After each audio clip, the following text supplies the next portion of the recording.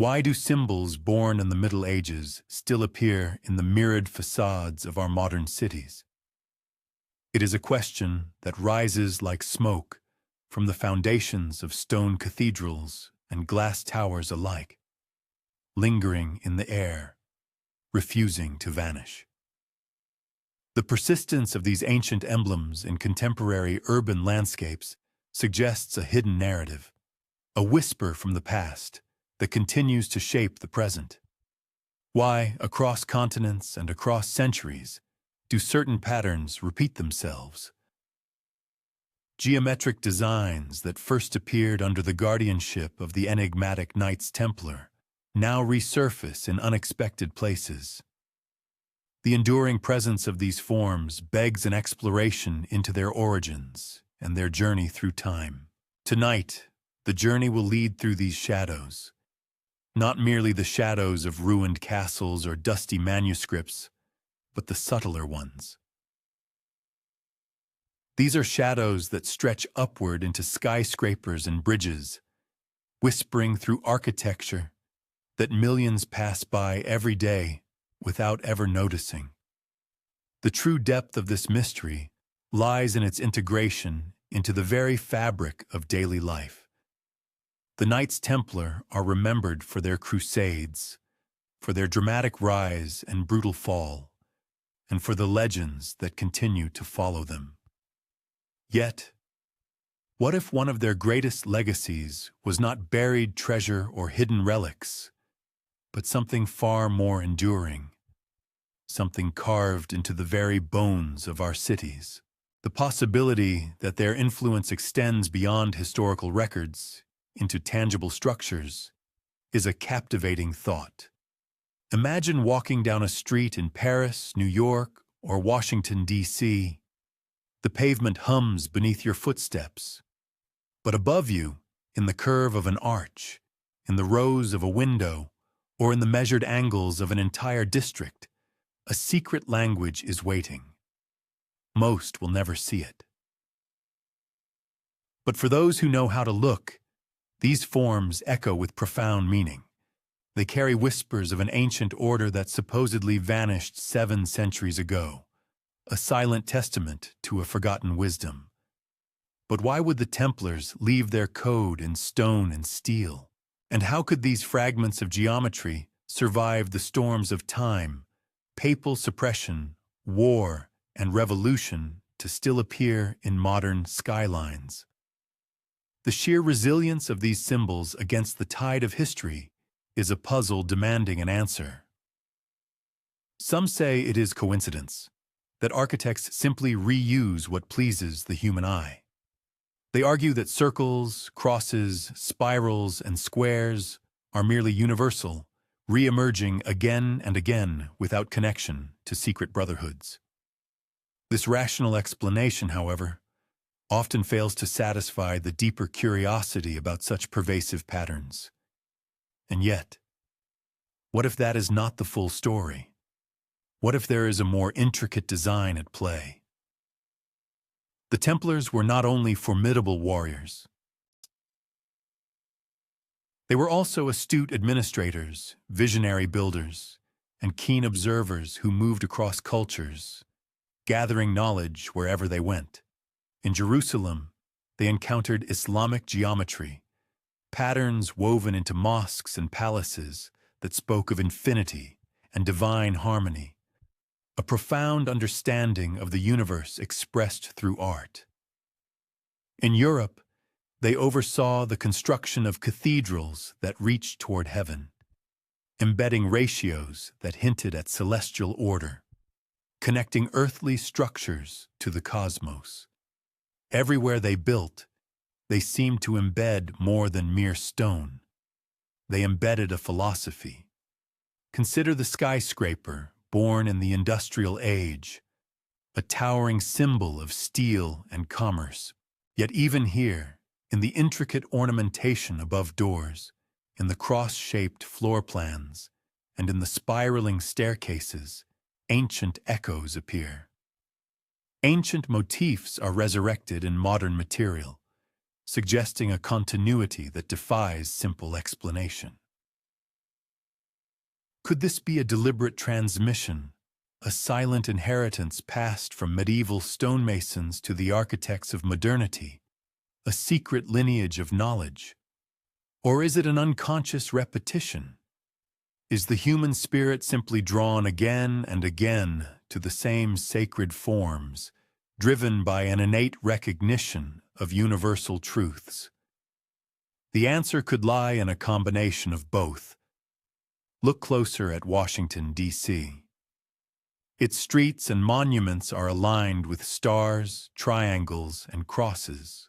To some, this is the unmistakable language of Freemasonry, a well-documented influence. But others whisper it reaches deeper, that the Masons themselves inherited fragments of a much older Templar code, a legacy passed through veiled traditions. In Paris, rose windows bloom above grand avenues that lead to obelisks and arches, all tied into a complex network of geometry that seems to speak a specific, intentional language. And in New York, Art Deco towers shimmer with motifs resembling crosses, suns, and spirals. These are symbols whose roots stretch far beyond the age of industry, hinting at a timeless connection. So again, the question arises, why do echoes of Templar symbols still rise from the glass and steel of our modern cities? The question demands a deeper investigation into the intentions behind these enduring forms. Could it be that the Templars, foreseeing their own destruction, left behind something greater than gold? Could it be that their true treasure was not material, but architectural? A hidden script that would survive inquisitors, wars, and centuries of upheaval. This theory suggests an extraordinary level of foresight and strategic planning. Some historians dismiss these parallels as mere fantasy, the product of overactive imaginations. But others argue that architecture, more than any written text, can preserve a secret with unparalleled resilience. Stones cannot be burned. Ratios cannot be excommunicated. Geometry cannot be silenced. The physical structure itself becomes the message. So perhaps when you pass a majestic cathedral or glance at the intricate lines of a city skyline, you are brushing against a legacy designed to be indestructible. It is a language not of words, but of forms, a silent conversation across millennia. The echoes are all around us. They whisper from steel. They shimmer in glass, and they wait in silence, inviting us to ask the profound question. Are we living in cities shaped only by engineers or by an invisible hand, reaching out from the Middle Ages, guiding the very aesthetics of our world? This is where the journey truly begins. From the austere stone commanderies of the Templars to the luminous glass towers of our modern world, the path will follow these persistent patterns. It will trace their origins, their miraculous survival, and their haunting reappearance in places where they should, by all accounts, no longer be found. But to understand how these echoes reached us, the investigation must begin at their source, in the medieval world, where the Templars first learned to shape stone into symbols imbued with profound meaning. To follow the thread of these echoes, the narrative must return to the 12th century, a time when Europe trembled with both fervent faith and profound fear, when knights took vows not only of poverty and chastity, but of service to a cause so immense it could never be spoken aloud in its entirety. It was an era ripe for the birth of a secret language. The Knights Templar began as humble protectors of pilgrims on the dangerous roads to Jerusalem. But soon they became builders as much as they were warriors, transforming the landscape. Everywhere their boots touched earth, stones were raised, walls were measured with precision, and sanctuaries took form, each a testament to their growing influence. Behind the battlements and barracks, something more subtle was being shaped. It was an architecture not of mere convenience or military necessity, but of code, a hidden lexicon embedded within the very structures. The Templars built strongholds across Europe and the Holy Land. These fortresses, chapels, and commanderies followed a discipline that seems to go beyond purely military needs. Some rose in remote fields, some in the hearts of bustling towns, yet each seemed to whisper of more than just defense. They hinted at a deeper purpose. Beneath their often rough exterior lay deliberate choices, precise ratios of walls, mysterious alignments with celestial bodies like stars, circles embedded within squares, echoing patterns repeated across continents. These were not random acts of construction. Consider the commandery of Léon in France. Its chapel stands at an odd angle, conspicuously not aligned with the streets around it, but with the specific path of the sun at solstice, a clear astronomical connection. Or think of Tomar in Portugal, where the Convent of Christ reveals a distinctive round church, modeled not only on the revered Church of the Holy Sepulchre, but layered with geometries that powerfully suggest mystical import, a sacred geometry in action. These choices were not simply practical. They were profoundly intentional, carrying meaning meant to outlast words, designed to communicate across generations. Some believe the Templars learned this hidden language in Jerusalem itself.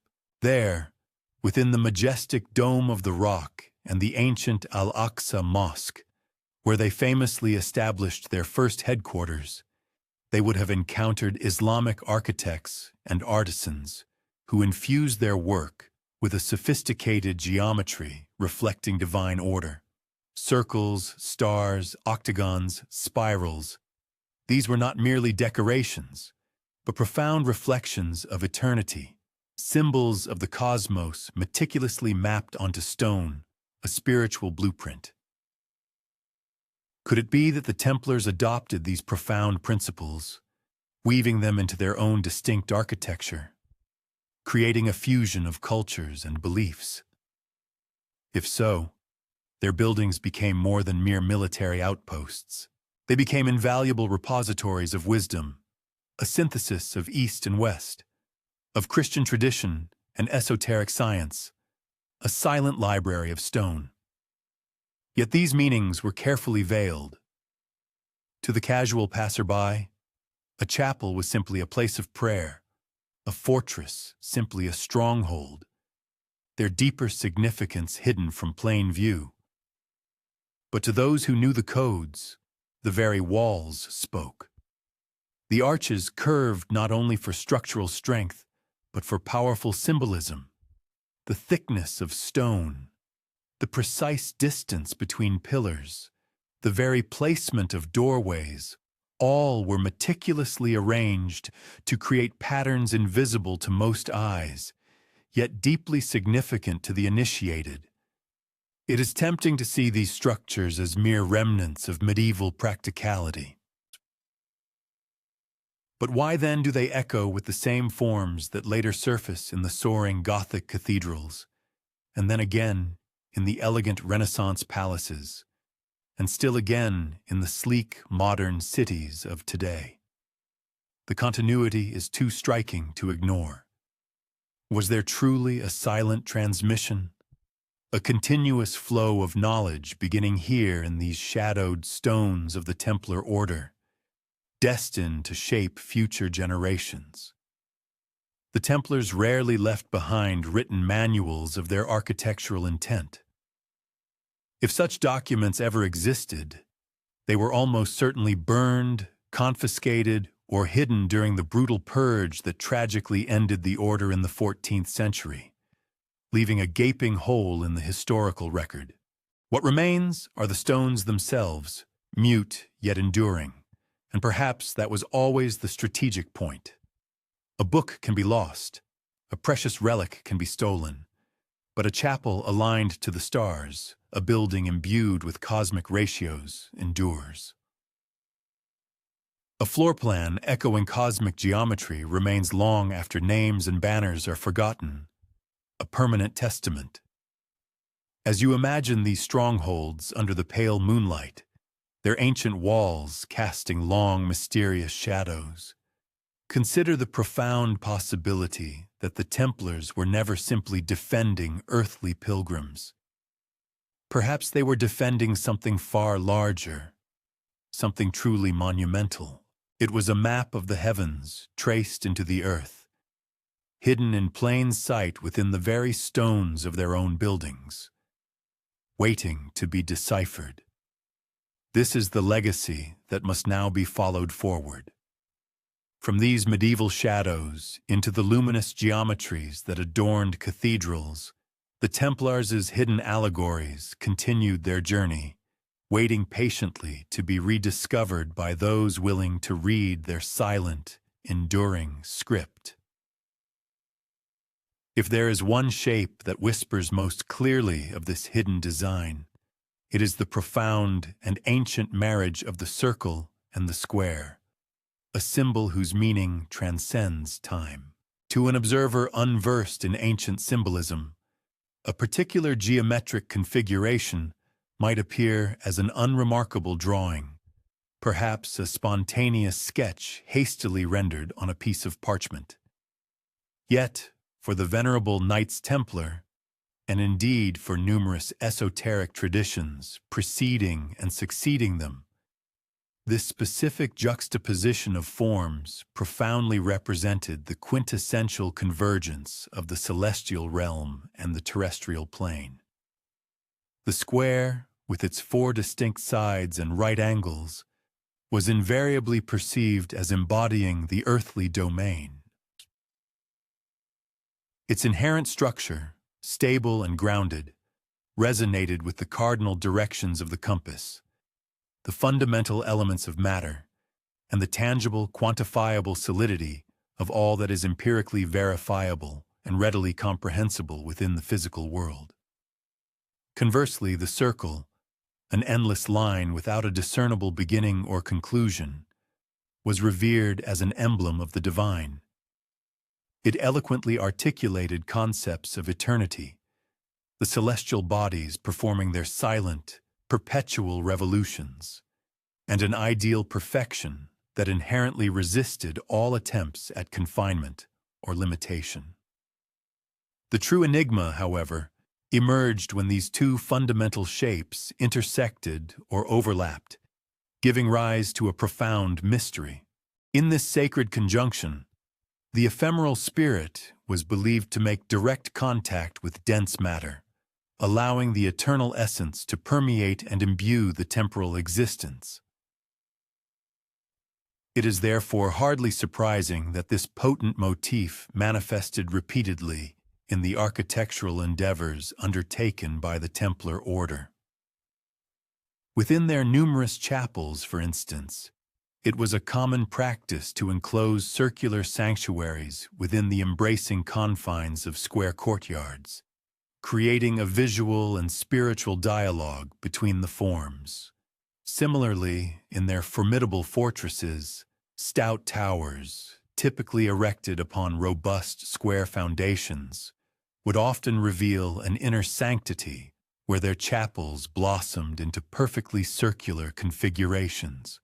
The Convent of Christ, majestically situated in Tomar, Portugal, stands as a particularly compelling testament to this architectural philosophy, preserving one of the most remarkable instances, a resplendent round church meticulously encased by angular martial walls, thereby creating a sacred, ethereal core enveloped within a protective earthly shell. One is compelled to ponder whether this recurring pattern was merely a serendipitous design choice or a profoundly deliberate pedagogical message, meticulously embedded within the very stone. Further contemplation extends to the intricate floor plans of certain Templar commanderies. Architectural analyses of these structures frequently suggest that their measurements were carefully calibrated to align with specific sacred numbers, such as 3, 7, and 12, numbers imbued with deep symbolic significance across various ancient traditions. It is also noteworthy that a square can geometrically encompass a circle, and within that circle, a cross can be inscribed, its arms marking directions that uncannily mirror the divisions of the zodiac. To an ordinary visitor, these features would have appeared as nothing more than prosaic rooms and utilitarian hallways. However, for those privileged few who had undergone initiation into the Templar mysteries, the very ground plan of these edifices transcended mere utility, transforming into a living, breathing diagram of the cosmos and the act of creation itself. The origins of this profound architectural and symbolic knowledge remain a subject of much scholarly debate. Some researchers postulate that its roots can be traced back to the legendary Temple of Solomon, the revered sacred structure that profoundly influenced and shaped a significant portion of the Templar identity. Biblical accounts of this ancient temple meticulously detail precise dimensions of a design widely believed to reflect a divinely ordained cosmic order. Other scholars, however, posit that the circle-square motif possesses an even more ancient lineage, arguing for its presence in the philosophical teachings of Pythagoras, its prominent recurrence in various forms of Islamic architecture, and its profound spiritual significance within the intricate mandalas of Eastern traditions. It is conceivable that the Templars were simply the unwitting inheritors of an eternal, universal truth, a profound wisdom passed down through generations, like a carefully guarded secret flame, perpetually concealed within the enduring stones erected by the faithful throughout history. Yet, an alternative and equally compelling possibility presents itself. What if the Templars were not merely passive recipients of this ancient knowledge, but rather active and intentional transmitters of it? What if their foresight extended to ensuring that this potent symbol would not simply vanish into obscurity with their eventual downfall, but would instead firmly take root and flourish within the architectural and philosophical traditions that subsequently emerged?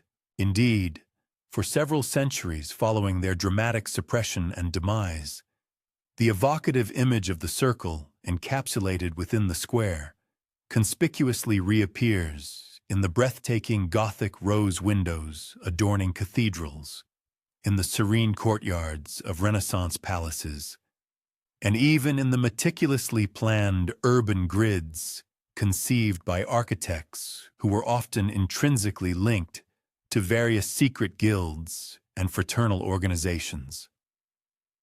Even in the bustling modern capitals of today, one can discern the subtle presence of circles meticulously inscribed within squares on contemporary city maps, a recurring pattern that pulses like a persistent heartbeat across the vast expanse of time. Is this recurring phenomenon merely a series of uncanny coincidences, or is it the undeniable manifestation of a deeply ingrained, deliberate design? When one embarks upon a leisurely stroll through the carefully orchestrated urban landscape of such a city, perhaps Washington, D.C., with its iconic circular rotunda elegantly framed by angular, radiating boulevards, one is, whether consciously aware of it or not, stepping directly into a living, breathing diagram of profound symbolic significance. The rigidly rectilinear streets serve to anchor the individual firmly to the earth, while the gracefully circular piazzas subtly encourage the gaze to ascend skyward, fostering a connection with the heavens.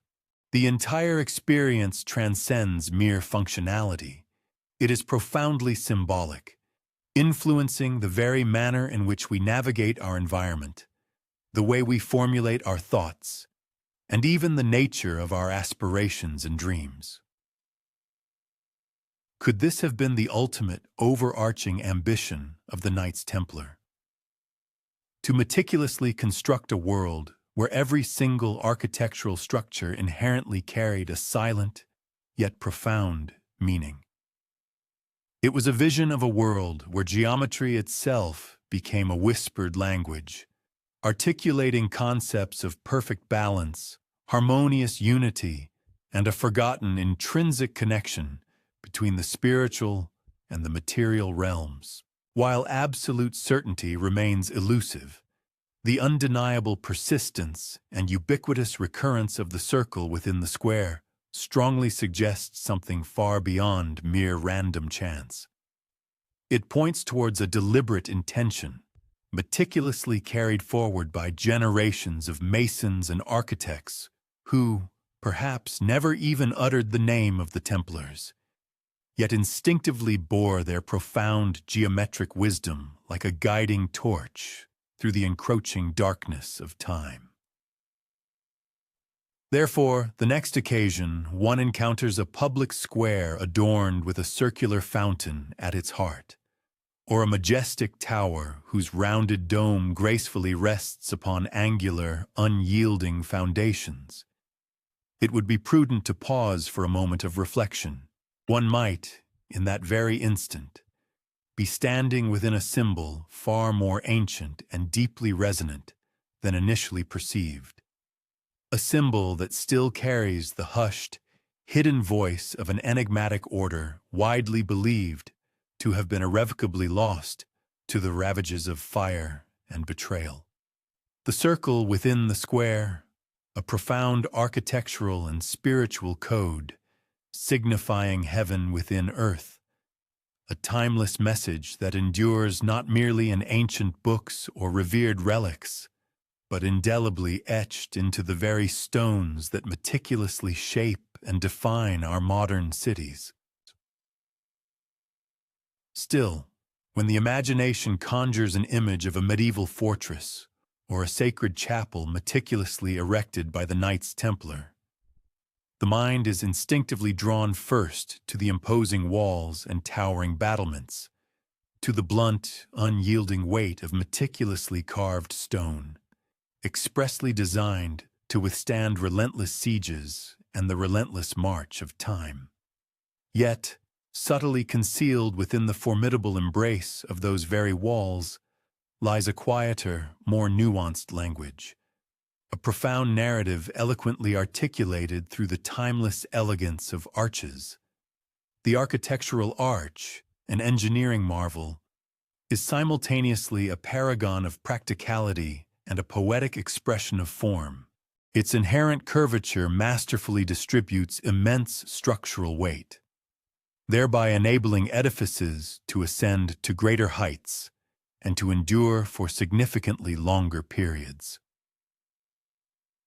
However, in the skilled hands of the Knights Templar, the humble arch transcended its utilitarian function, evolving into something far more profound.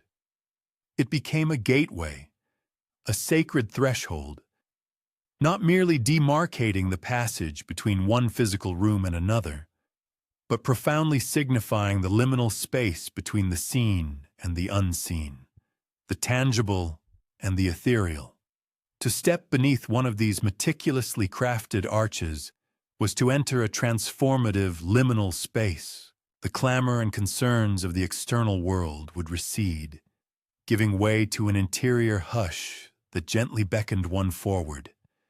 And within that deliberate movement lay a profound, unspoken meaning. Many Templar arches were not simply plain, unadorned curves. Rather, they were intricately carved with subtle yet deliberate patterns, chevrons, stars, and complex interlacing forms that seemed to possess an inherent quality of drawing the eye inward guiding the observer towards a central, focal point. Some scholars passionately contend that these intricate carvings were not merely decorative embellishments, but were, in fact, coded symbols, profound reminders intended for the initiated faithful. They suggested that every passageway, every physical transition, was simultaneously a deeply significant spiritual journey. In the commandery of Laon, nestled in France, for example, the entrance to the chapel proudly displays a pointed arch whose meticulously cut stones are etched with 8-petaled rosettes. To the majority of ordinary pilgrims, these would have appeared as simple floral motifs, a common decorative element of the era. However, to those with a deeper understanding, these rosettes subtly suggested a complex compass of spiritual directions, or even the intricate petals of a cosmic mandala, a symbolic representation of the universe. Passing beneath such a meticulously adorned arch was therefore to undergo a silent yet profound initiation, regardless of whether the individual was consciously aware of its deeper implications. Consider, furthermore, the intriguing contrast between the rounded and pointed arch forms. The sturdy, rounded Romanesque style, prevalent in earlier periods, inherently conveyed a sense of stability, timeless eternity, and the unbroken, cyclical nature of existence.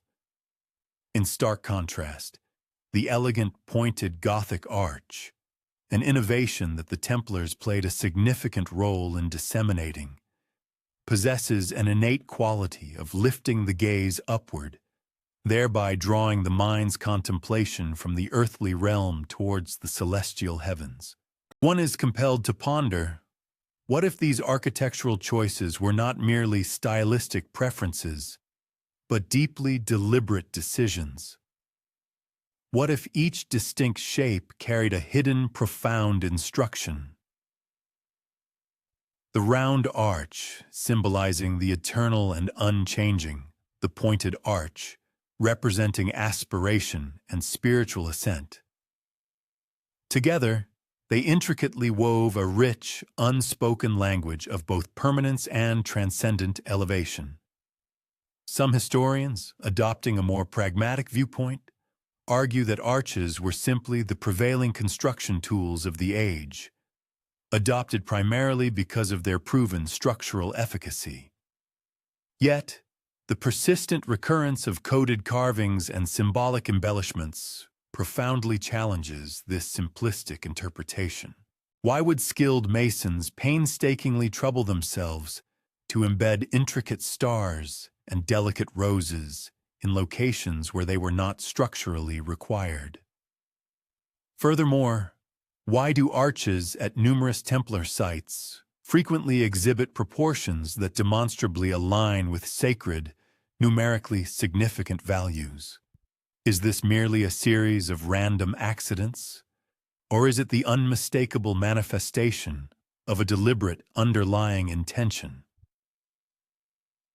Whispers persist that the Knights Templar meticulously concealed entire spiritual lessons within the very fabric of these architectural gateways. Just as a profound book necessitates a discerning reader, so too does an arch require an observer capable of truly seeing beyond its mere physical form. To the uninitiated, it was nothing more than inert stone. To the inner brotherhood, however, it was a living scripture without words, a profound geometry lesson, a spiritual parable, and a constant reminder that strength and inherent beauty need not be disparate or divided entities.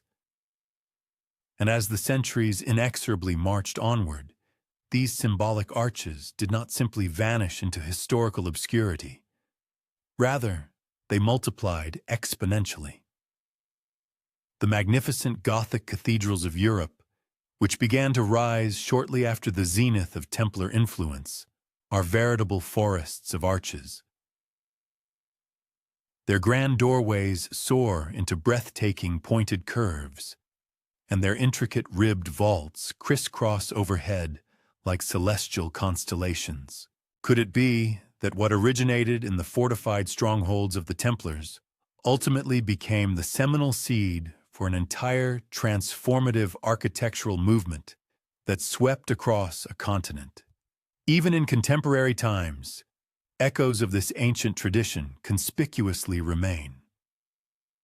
Upon entering a modern courthouse, a grand museum, or even a bustling train station, one will invariably discover arches gracefully spanning overhead.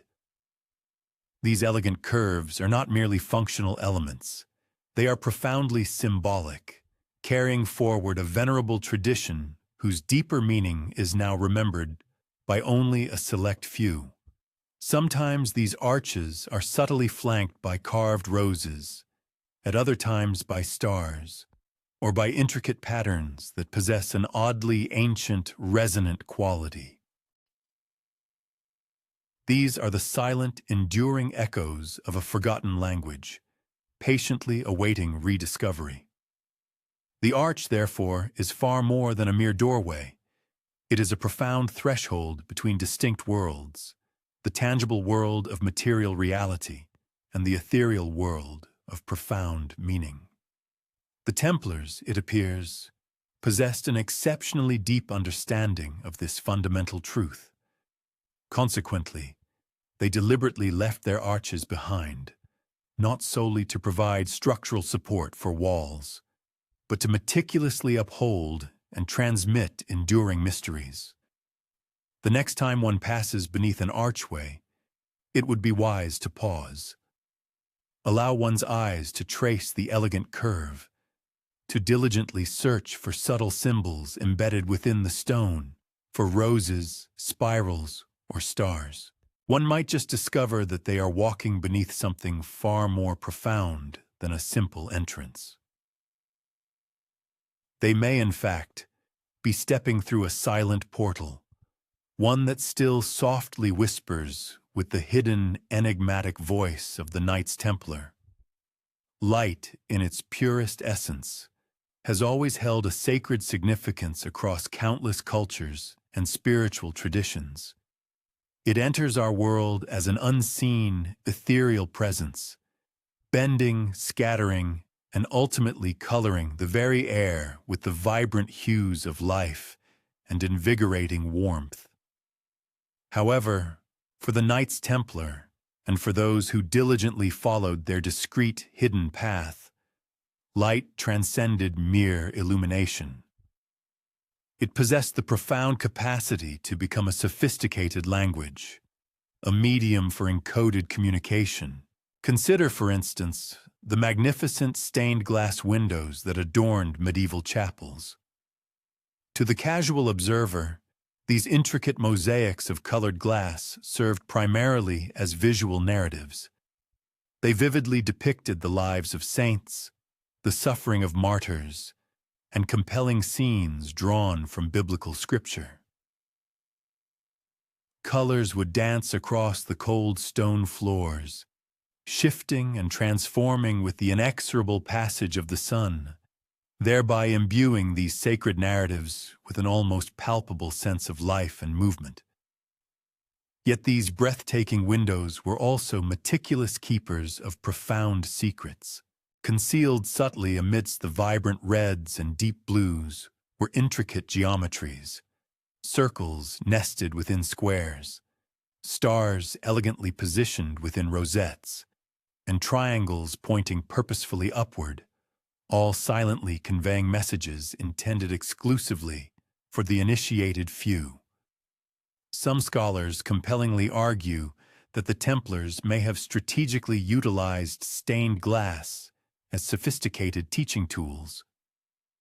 While ordinary pilgrims would perceive the overt stories of faith and devotion, those who had been meticulously trained in the hidden arts could decipher deeper, more esoteric layers of meaning. These included intricate moral codes, complex allegorical lessons, and perhaps even precise geographical coordinates leading to other sacred sites. Imagine, for a moment, brilliant sunlight streaming through one of these meticulously crafted windows, carrying not merely a kaleidoscope of colors, but also profound knowledge, meticulously encoded within the precise spacing of the individual panes, the deliberate sequence of recurring motifs, and the very proportions of each symbolic figure depicted. The rose window, undeniably among the most celebrated of these architectural marvels, commands particular scrutiny. Its intricately proportioned segments emanate from a central nexus, akin to the radiating spokes of some profound, universal truth. A prevailing sentiment suggests that the rose motif embodies a pristine innocence.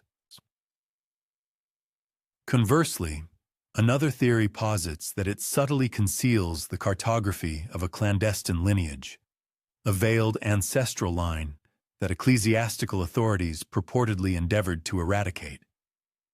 When illumination traversed these remarkable panes, its nature transcended mere physicality. It transmuted into a form of profound revelation, delicate in its manifestation, yet undeniably compelling in its underlying message.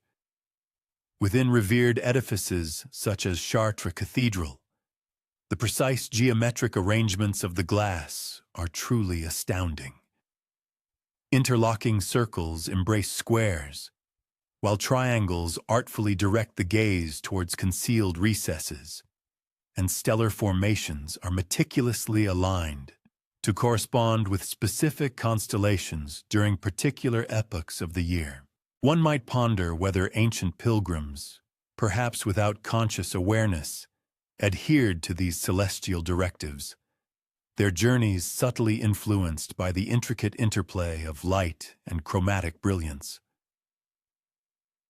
Certain esoteric whispers propose that these windows functioned as sophisticated instruments, remnants of a forgotten scientific discipline, purposefully designed to harmonize human perception with a transcendent divine order.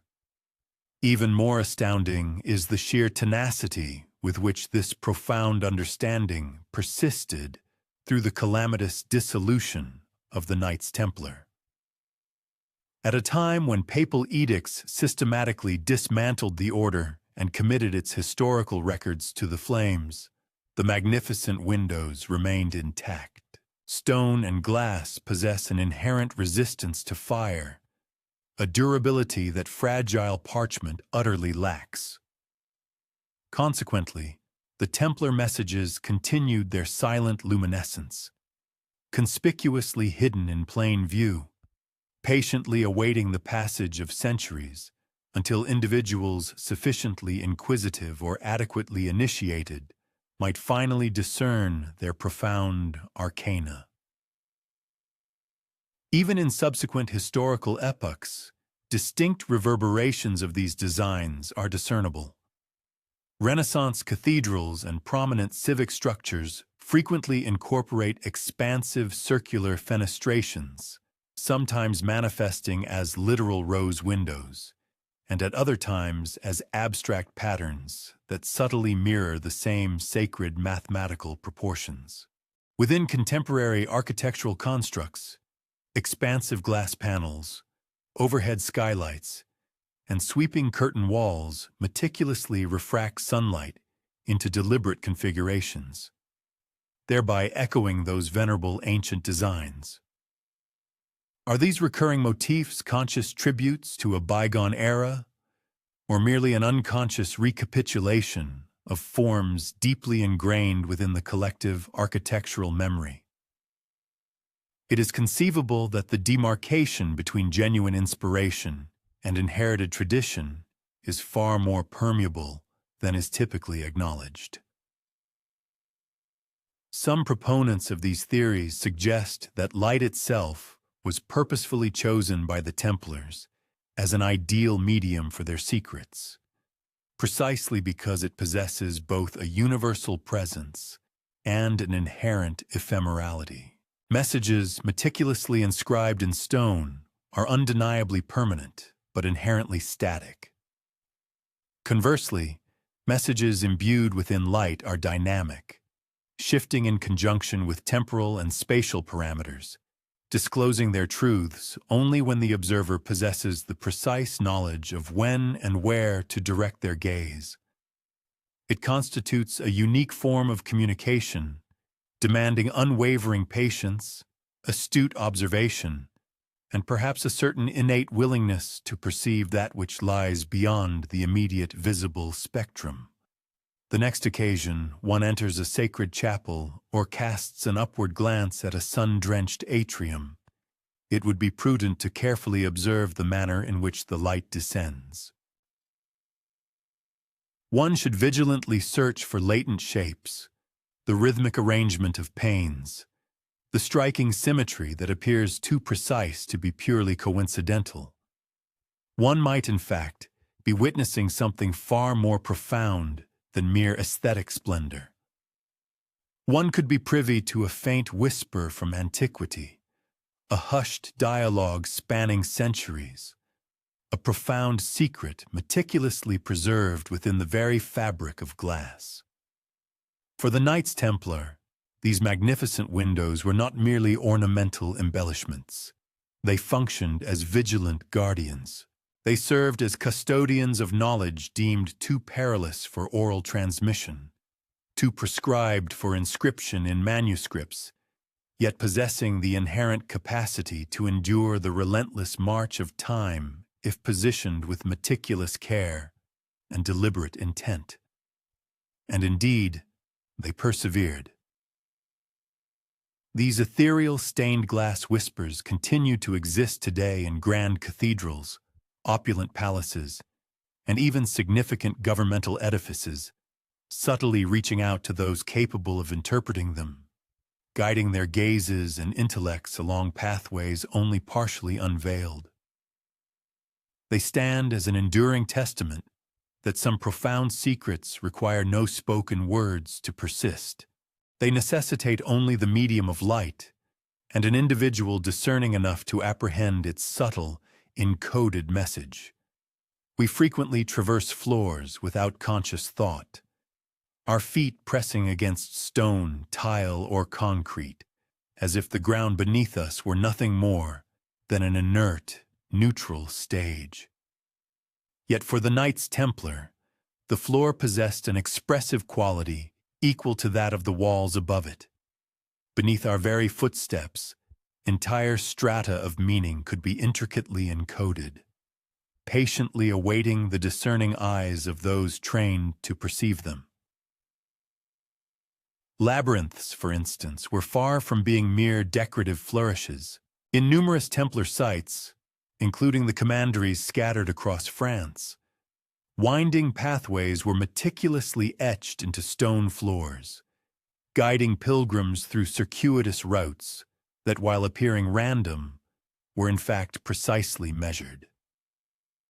Some of these labyrinths serve as symbolic reflections of life's own arduous journey, from an initial entry point to a central core, from a state of nascent ignorance to a culminating moment of profound illumination. Others may have functioned as encrypted cartographic guides, subtly indicating the precise locations of sacred relics, hallowed spaces, or clandestine chambers ingeniously concealed beneath the very foundations of the chapel. Compass roses, delicately incised into floor tiles, communicate a remarkably similar language. These intricate designs typically feature 4, 8, or 12 distinct points. They are meticulously aligned with specific celestial directions, marking solstices and even charting the intricate movements of planetary bodies. Pilgrims and monastic residents might have unwittingly followed these patterns, tracing a trajectory dictated not by terrestrial geography, but rather by the grand cosmic architecture of the heavens. Could these elaborate floor designs represent the earliest manifestations of a Templar map meticulously rendered in stone? Or perhaps they constituted a sophisticated methodology for embedding a sacred, overarching order within the very quotidian act of walking. Even the selection of materials bore significant symbolic weight. Contrasting dark and light stones, meticulously arranged into intricate geometric patterns, are frequently observed in Templar commanderies and chapels. While some scholars contend this was purely an aesthetic consideration, when viewed from an elevated perspective, these floors reveal complex patterns, stellar configurations, crosses, circles, and even spiraling motifs that strikingly mirror forms observed in the windows, arches, and walls above. It is as though the floor completes a silent, grand symphony, with each successive layer of the edifice resonating harmoniously with the others in a profound, concealed accord. When the ecclesiastical authorities moved to dismantle the Templar order in the early 1300s, manuscripts were systematically incinerated, treasures were seized, and the very names of its members were condemned to infamy. Yet the floors remained steadfast. They proved impossible to remove or destroy without simultaneously compromising the structural integrity of the entire building itself. It is plausible that the Templars possessed the prescience to understand that these geometric messages, etched into enduring stone, would prove far more resilient than ephemeral ink or parchment, capable of withstanding centuries of human upheaval and strife. Certain labyrinths transcended mere decorative function, extending into realms of practical secrecy. Concealed trapdoors, hidden cellars, and subterranean passages were often seamlessly integrated into these designs, their presence artfully camouflaged by the intricate geometry of the floor patterns. Few individuals who traversed these floors would have ever comprehended that beneath each precisely measured step lay secret corridors, perhaps leading to precious relics, vital documents, or invaluable treasures that the order was determined to safeguard. The symbolic dimension of the floors may have also served an additional, profound purpose, that of meditation. By deliberately walking along a labyrinthine path, meticulously tracing the points of a compass rose, or carefully stepping across a patterned floor, a monk or knight could potentially induce a profound, trance-like state. The rhythmic cadence of footsteps, precisely aligned with the sacred geometry embedded within the floor, possessed the power to sharpen the intellect, orient the spiritual essence, and meticulously prepare the individual for sacred rites or profound revelations deemed too perilous for the uninitiated. Even in subsequent historical epochs, echoes of these practices demonstrably persisted. Renaissance palaces, ornate Baroque churches, and even certain civic structures incorporated elaborate floor patterns that unmistakably reflected ancient symbolism. The recurring motifs of squares nestled within circles, elegant spirals, and precisely intersecting lines strongly suggest a remarkable continuity of thought. It is conceivable that these were the creations of master builders, meticulously trained in traditions directly descending from the Templars themselves. And so, we find ourselves, quite literally, traversing a landscape of hidden knowledge. Modern travelers, diligent students, and industrious office workers may unknowingly cross tiles that meticulously mirror patterns laid down over 7 centuries ago. They may proceed without a single conscious thought, yet the intricate geometry beneath their feet continues to resonate with a subtle power, serving as an invisible guide for those perceptive enough to notice, a silent yet potent link across the vast expanse of time. Could it be that the Knights Templar, foreseeing the imminent destruction of their order, deliberately embedded a comprehensive map within their floors? It was a map not solely of physical locations, but of knowledge itself, intricately encoded into the very pathways their successors would inevitably tread. Perhaps the journey was always intended to be undertaken slowly, with each deliberate step, the profound mystery gradually unfolding itself only to those patient enough to perceive its intricate revelations beneath their very feet. The next time one glances downward at a patterned tile, a gleaming marble inlay, or a winding labyrinthine walkway, it would be wise to pause. Trace its intricate design with the eye. Perhaps, akin to the devout pilgrims of antiquity, one is following more than a mere physical path. One might be tracing the secret geometry of a clandestine order, a masterful design meticulously crafted to endure beyond the ravages of fire, the depredations of conquest, and the relentless passage of countless years. The floor beneath us is far from silent. It remembers, it whispers, and for those attuned enough to listen, it may unveil secrets far more ancient than the very stones themselves. Every profound narrative of secrecy invariably reaches a critical juncture when the formidable forces of established power unleash their decisive blow. For the enigmatic Knights Templar, that devastating strike manifested with the full, unyielding weight of the Church itself. In the nascent years of the 14th century, Pope Clement V, succumbing to immense political coercion, issued a series of sweeping decrees that explicitly aimed to utterly expunge the Templars from the annals of history. Their formidable order was systematically disbanded, their revered leaders apprehended, subjected to brutal torture, and ultimately executed. Their imposing castles were forcibly seized, their vast treasures ruthlessly confiscated, and their invaluable manuscripts consigned to destruction. Yet the unyielding stones stubbornly refused to burn. The mighty walls stoically endured. The intricate carvings, the majestic arches, the enigmatic floor patterns, and the resplendent stained glass all miraculously survived the relentless hammer of authority. And in their remarkable resilience, they transcended their mere architectural function.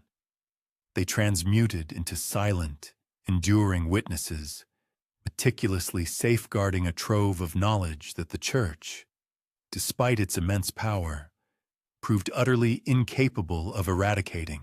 One might endeavor to vividly imagine the hushed, frantic corridors of a Templar commandery during the harrowing period of the Purge.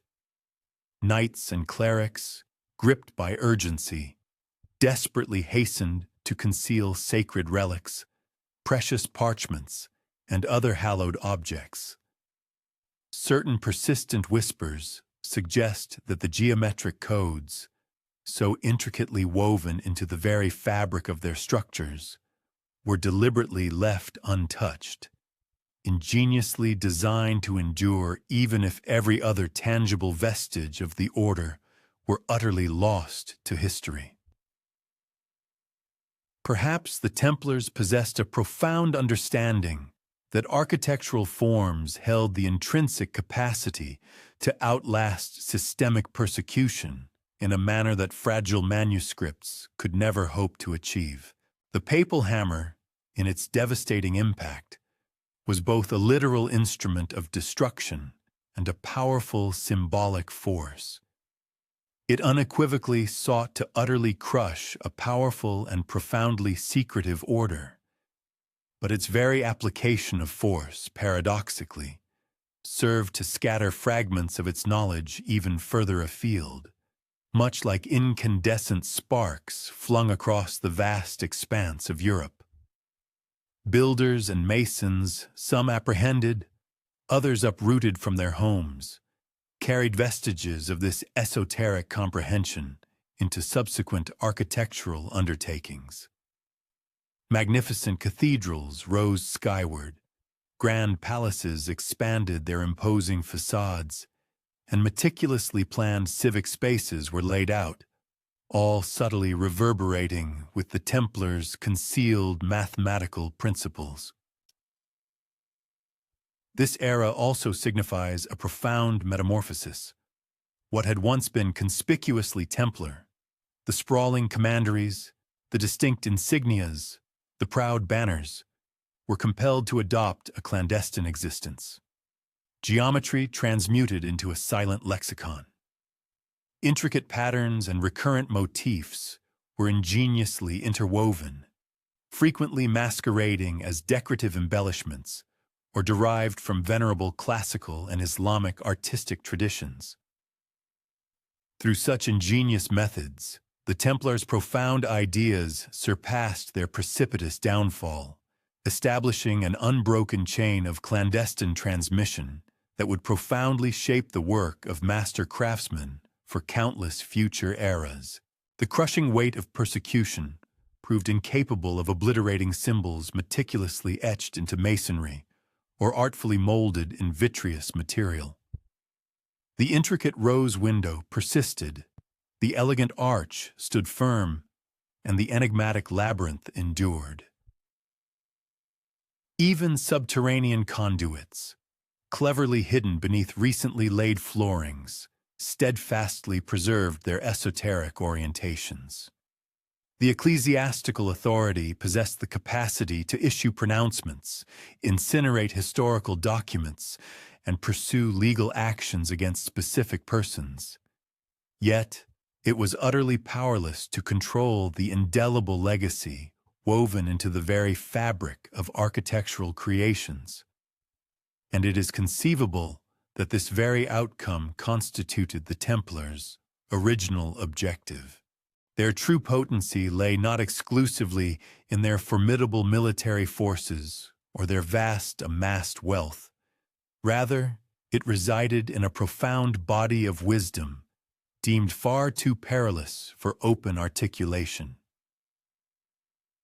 Should this specialized knowledge manage to persist within the enduring medium of stone, covertly conveyed to a select few capable of deciphering its meaning, then its existence would extend far beyond the ephemeral authority of papal edicts, transcend prolonged epochs of societal upheaval, and even outlast the eventual demise of sovereign realms. Anecdotal accounts from this tumultuous period intimate that certain members of the Templar order sought refuge in foreign lands, journeying towards the northern and western reaches of the continent.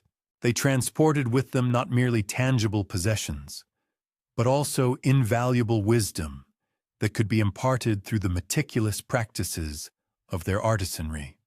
Nascent apprentice masons, experienced journeymen, and master builders diligently assimilated the intricate precepts of sacred geometry, enigmatic codes, and precise symbolic orientations.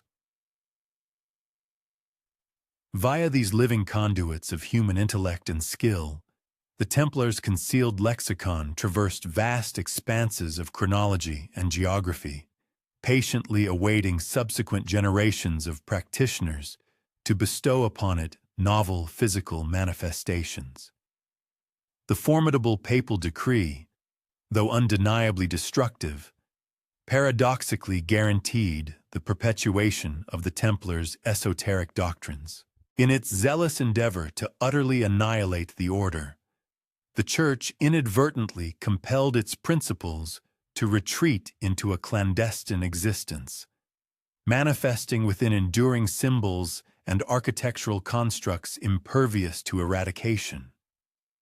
The precise action of suppression itself inadvertently cultivated an extraordinary resilience. Consequently, in contemporary times, when one scrutinizes the magnificent medieval cathedrals, the opulent palaces, or even the functional modern civic edifices, one invariably encounters the nuanced reverberations of dissent, meticulously conserved within their physical forms and proportional relationships, rather than overtly documented in written accounts or verbal testimonies. It is plausible that this represents the most profound philosophical insight bequeathed by the Templars. Authority frequently endeavors to suppress, to expunge, and to exert dominion. Nevertheless, symbols, when judiciously selected and painstakingly positioned, possess an inherent capacity for lasting endurance.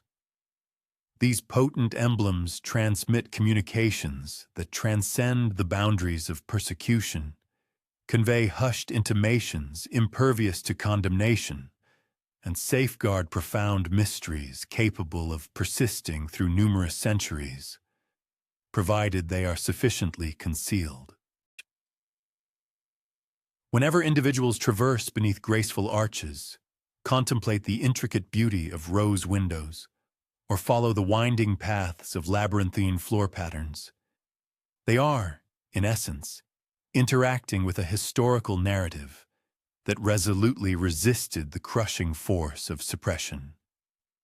They are literally moving amongst the tangible vestiges of an enigmatic code, meticulously safeguarded not within secure repositories or ancient scrolls, but within the eloquent, silent architecture crafted by an order long since dissolved. Indeed, the authoritative papal decree was executed with full force, yet its power proved insufficient to utterly demolish every vestige, and in those elements it failed to obliterate.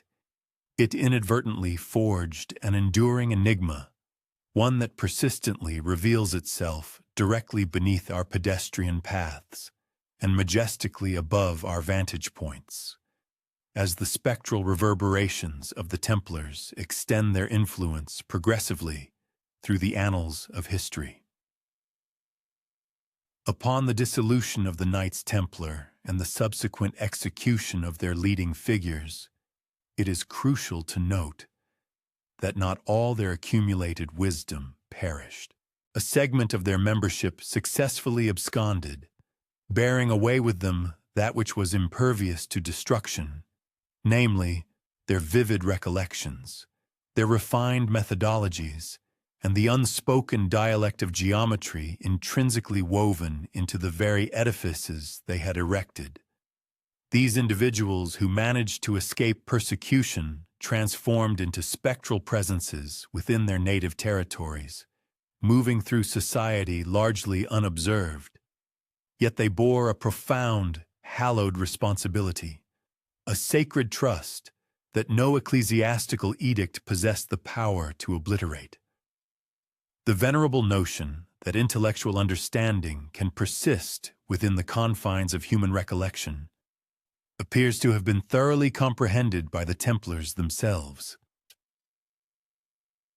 They meticulously instructed their apprentices, nascent masons, and junior initiates not merely in the utilitarian aspects of building and fabrication, but also, crucially, in the profound symbolism and precise proportional relationships that intrinsically characterized their distinctive architectural style. Every single stone meticulously positioned, every elegant arch expertly fashioned, and every intricate floor design meticulously patterned, represented a pedagogical insight poised for discovery by the subsequent generation. Despite the concerted efforts of the surrounding world to obliterate their very presence, the fundamental spirit of their artisanry steadfastly endured, gently conveyed in hushed tones from seasoned instructor to eager pupil. A significant number of these individuals who survived the suppression did not persist within monastic or ecclesiastical fraternities. Instead, some transitioned into becoming lay constructors, journeying extensively through various towns and urban centers, generously offering their specialized proficiencies while prudently obscuring their former affiliations. They ingeniously integrated Templar geometric principles into public edifices, into vital bridges and opulent palatial residences, and into monumental structures destined to outlast the reigns of monarchs and the tenure of political systems. The profound understanding pertaining to sacred proportional relationships, the precise arrangements reflecting celestial phenomena, and the intricate concealed designs managed to permeate the fundamental essence of metropolitan existence. Often presented as mere decorative features, consequently disregarded by the uninitiated, yet remaining entirely decipherable to those individuals rigorously educated in its discerning interpretation. One might contemplate, for instance, a typical guild hall from the medieval epoch. Its interior and exterior surfaces were frequently adorned with elaborate sculptural depictions of roses, sinuous spirals, and celestial stars. For the uncritical onlooker, these embellishments appear to be nothing more than arbitrary artistic selections. Conversely, for individuals inducted into the esoteric tradition, each recurring motif conveys a distinct communication, serving as an oblique allusion to a specific Templar location, an evocative mnemonic for a fundamental tenet of sacred proportion, or even a profound ethical directive intrinsically encoded within geometric forms. By means of these understated yet effective conduits, the remaining members of the order guaranteed that the enduring heritage of the Templars would unequivocally avoid extinction. Certain murmurs suggest that the Templar escapees established informal associations, clandestine fraternities composed of master builders and skilled artisans, who assiduously persevered in their endeavors with utmost discretion. Their gatherings frequently occurred in public houses, specialized ateliers, or secluded private quarters, where they exchanged intricate schematics and symbolic designs in an encoded format, imparting their wisdom to nascent apprentices destined, perhaps, to perpetuate this knowledge into the future. Notwithstanding the absence of a structured, official framework, the guiding principle of clandestinity steadfastly persisted, thereby forging an unbroken lineage of intellectual transference, one destined to profoundly influence the cultural and architectural landscape of Renaissance Europe and subsequent historical epochs. This pervasive discretion was a meticulously calculated strategy. Spoken words were susceptible to incineration, personal identities could be publicly denounced, and written tomes were liable to confiscation. However, the profound wisdom intricately embedded within the steadfast media of stone, timber, and vitreous materials, a knowledge directly conveyed from the hands of the master to those of the apprentice, demonstrated an immeasurably greater capacity for resilience. It effectively transformed into an subterranean current, flowing imperceptibly beneath the visible facade of European architectural traditions, largely escaping the notice of the general populace, yet profoundly influencing and molding the creative output of successive generations of builders. By means of this understated yet enduring perpetuation, the Templars' esoteric system of principles persistently exerted an impact upon design, manifesting in manners that, while nuanced, were nonetheless unequivocally discernible. The precise dimensions of a cathedral's central nave, the symmetrical orientation of a palatial courtyard, or the strategic positioning of a public monument, each of these elements potentially carries the indelible mark of these clandestine teachings. A segment of academic researchers posits that this perceived continuity is merely a matter of chance. However, the meticulous accuracy and unwavering uniformity evident in the architectural forms strongly imply a conscious purpose. an intentional endeavor to safeguard a timeless lexicon of geometric principles and symbolic representations. The inherent elegance of this methodology resides in its imperceptibility. There existed no opulent archives, no ostentatious public proclamations, nor any celebrated ancestral line. Merely a hushed, uninterrupted sequence of intellectual wisdom, meticulously maintained within the intellects and through the skilled actions of those who genuinely appreciated its profound significance. By virtue of their clandestine endurance, the Templars guaranteed that the fundamental core of their order, specifically their esoteric understanding, their hallowed geometric principles, and their covert mode of communication, would continue to exist, even amidst a historical epoch resolutely set on consigning them to oblivion. Whenever individuals perambulate through urban landscapes, or step into the hallowed interiors of cathedrals, or set foot upon intricately patterned flooring, they are, in effect, traversing environments that have been sculpted and influenced by this unspoken chain of knowledge transfer. The visual configurations that captivate our attention were meticulously conceived and positioned by those resilient individuals who endured the crushing force of persecution, whose skilled hands safeguarded elements impervious to obliteration, and whose recollections served as vessels for the hushed intimations of an order widely believed to have vanished ages ago. It is conceivable that this is the fundamental reason why the annals of history persist in communicating through the medium of architecture.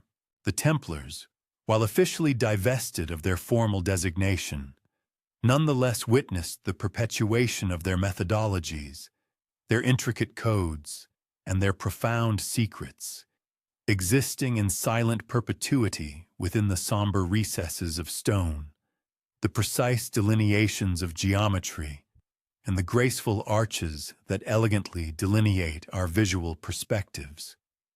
In this understated yet persistent existence, they accomplished something truly extraordinary, a form of eternal legacy, attained not by means of public renown or vast material riches, but rather through the timeless vernacular of concealed architectural principles.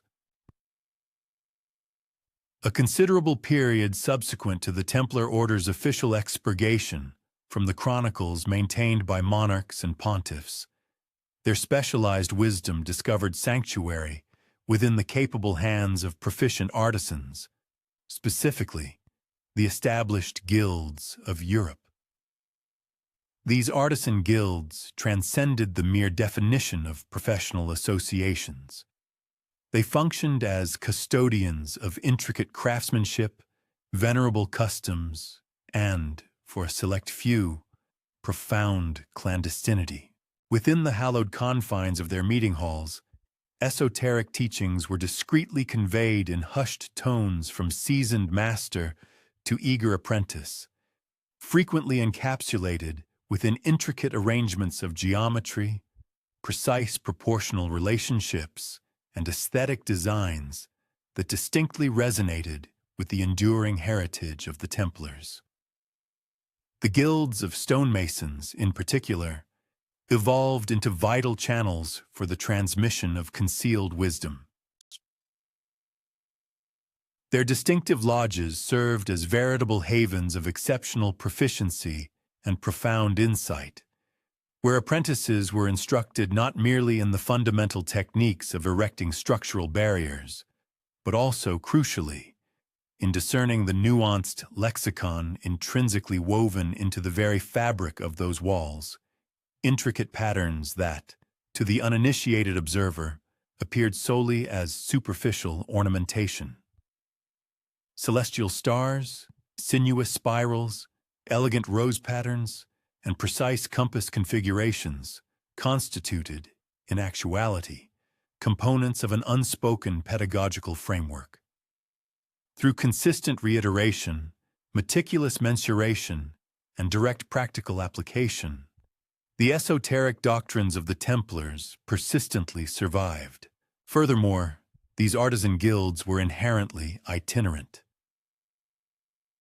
Skilled journeymen transported their specialized proficiencies from one urban center to another, from grand cathedral projects to opulent palatial constructions, thereby guaranteeing the widespread dissemination of this understated wisdom across geographical frontiers. Anecdotal accounts suggest that certain affiliates of these guilds discerned surviving vestiges of Templar architectural principles in far-flung localities.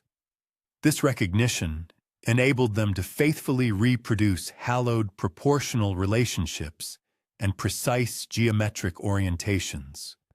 Whether manifested in the acute curve of a cathedral's pointed arch or the winding trajectory of a stairwell's spiral, intellectual understanding that had previously been restricted to fortified strongholds within the sacred territories of the Holy Land now permeated the entirety of the European continent, manifesting in nuanced yet remarkably persistent configurations. Intriguingly, the clandestine practices of guilds closely paralleled the methods employed by the Templars. Numerous arcane symbols, crucial to their craft, were never formally documented in written manuals or instructional texts. Instead, their intricate forms were meticulously demonstrated, carefully traced, and precisely reproduced under the vigilant and exacting supervision of an experienced master craftsman. Newcomers to the craft acquired their profound understanding through diligent observation and incessant repetition, thereby internalizing a body of knowledge that became deeply ingrained and virtually indelible. Consequently, these guilds evolved into dynamic living repositories of ancient wisdom, effectively disseminating the symbolic lexicon once associated with the Templars far beyond its initial confines, embedding it within the grand Renaissance cathedrals, stately civic halls, and even the intimate spaces of private residences. A number of historical scholars posit that this unbroken lineage of transmission accounts for the persistent reappearance of specific architectural patterns, such as the intricate rose windows, the enigmatic labyrinthine floors, and the precise compass motifs, which have manifested consistently throughout successive centuries of construction. Conversely, other theorists propose that these recurring motifs merely embody universal aesthetic principles prevalent across diverse cultures and eras. Nevertheless, the remarkable exactitude, the unwavering persistence, and the deliberate synchronization of these designs with celestial phenomena or sacred metrical systems strongly imply a more profound underlying reality. An enduring lineage of esoteric knowledge discreetly safeguarded and transmitted by clandestine practitioners. Furthermore, these guilds functioned as vital bastions of protection for their members and their accumulated wisdom. During a historical period, when any departure from established religious or societal orthodoxy could invite severe retribution or even persecution, the profound secrecy enveloping their symbolic instruction became an indispensable mechanism, guaranteeing the survival of both the knowledge and its custodians. In a manner strikingly akin to how the Templars had once ingeniously embedded covert messages within the very fabric of their structures, concealing them in walls and floors, guilds meticulously safeguarded their specialized knowledge, integrating it deeply within their elaborate rituals, their distinctive tools, and the intrinsic elements of their architectural designs. Those apprentices, having thoroughly mastered this esoteric knowledge, subsequently journeyed to nascent urban centers, effectively transforming into crucial vectors of continuity. They meticulously integrated this clandestine lexicon into the very foundations of new structures, often situated at considerable distances from the initial Templar commanderies where the wisdom had first flourished.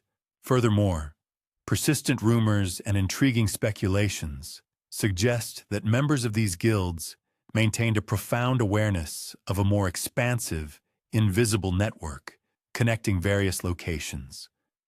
Specific symbols, intricate geometries, and precise alignments embedded within their works may have been deliberately intended as sophisticated markers, serving as subtle signposts indicating sites of profound significance, revealing the vestiges of sacred ratios, or even discreetly pointing toward concealed vaults containing further secrets. While this remains within the realm of conjecture, it is undeniably remarkable to observe how specific motifs, once considered unique to the sacred precincts and fortresses of the Templars, subsequently manifest with striking fidelity within guild-constructed edifices many centuries later. Through this meticulous and deliberate perpetuation of knowledge, the very discipline of architecture transcended the boundaries of mere functional construction. It was transformed into an eloquent vessel, a silent library composed of intricate shapes and profound ratios, inherently capable of safeguarding and transmitting ancient wisdom across countless generations. The architectural structures themselves possess the remarkable capacity to convey intricate messages, encoded in a manner that rendered them virtually indestructible and imperishable.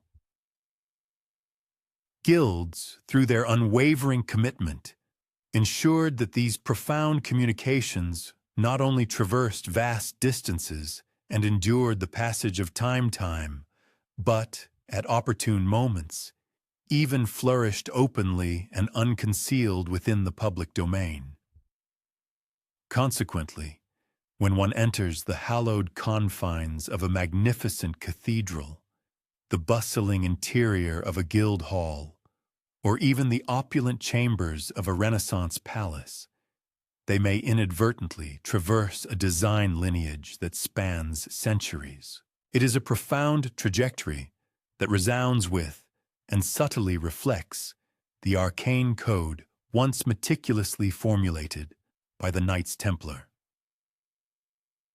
Indeed, the skilled hands that meticulously sculpted masonry and fashioned grand edifices were fundamentally informed by the profound lessons originating from a secretive order, knowledge that was assiduously maintained through rigorous apprenticeships, the performance of sacred guild rituals, and an unspoken yet resolute commitment to an enduring lineage of tradition. Within these clandestine guilds, the formidable legacy of the Templars did not, in fact, dissipate into oblivion.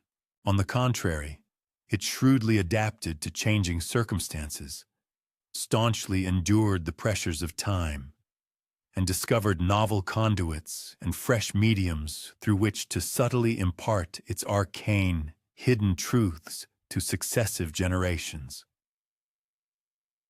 The remarkable perseverance of the Templar heritage, channeled through the robust framework of the guilds, serves as a potent testament to a fundamental principle: that knowledge, when assiduously safeguarded and meticulously conveyed across time, possesses an inherent resilience that prevents it from ever being completely eradicated. Just as the fundamental materials of construction, stone, glass, and wood, are capable of enduring for millennia, so too can the unspoken pedagogy, the silent curriculum, that has been intricately embedded within their very forms and textures. Indeed, for those possessing the discerning eye and an attuned sensibility, the ancient edifices scattered across Europe continue to resonate with profound narratives, eloquently articulating secrets meticulously preserved by generations of artisans, hands dedicated to their craft, devoted to tradition, and fluent in the uninterrupted lexicon of hidden geometry.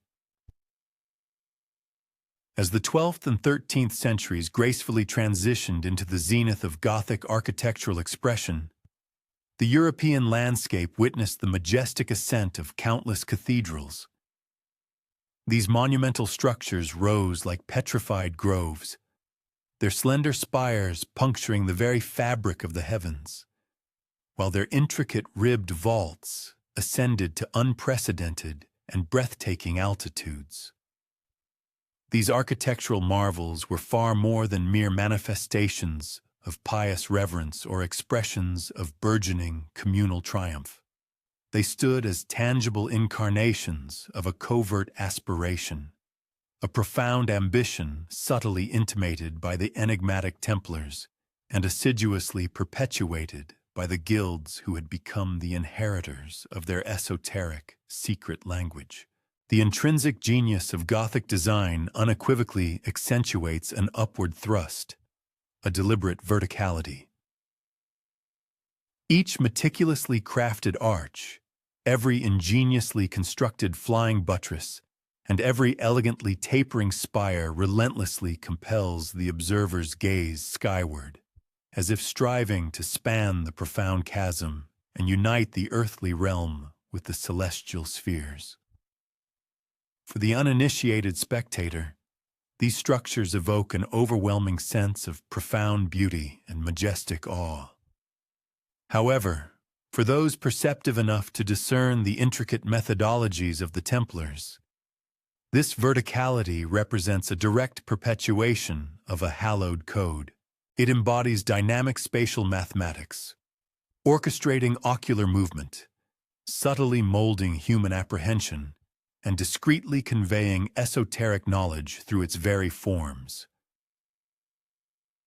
In this profound context, the cathedral itself transcends its physical form to become an eloquent instructor, its soaring vaults transforming into a sacred scripture inscribed in stone, and its resplendent stained glass evolving into a luminous compendium, an illuminated archive of profound truths. One need only contemplate the majestic, ascendant central aisle of Chartres Cathedral or the ethereal spire of Amiens Cathedral to grasp this principle.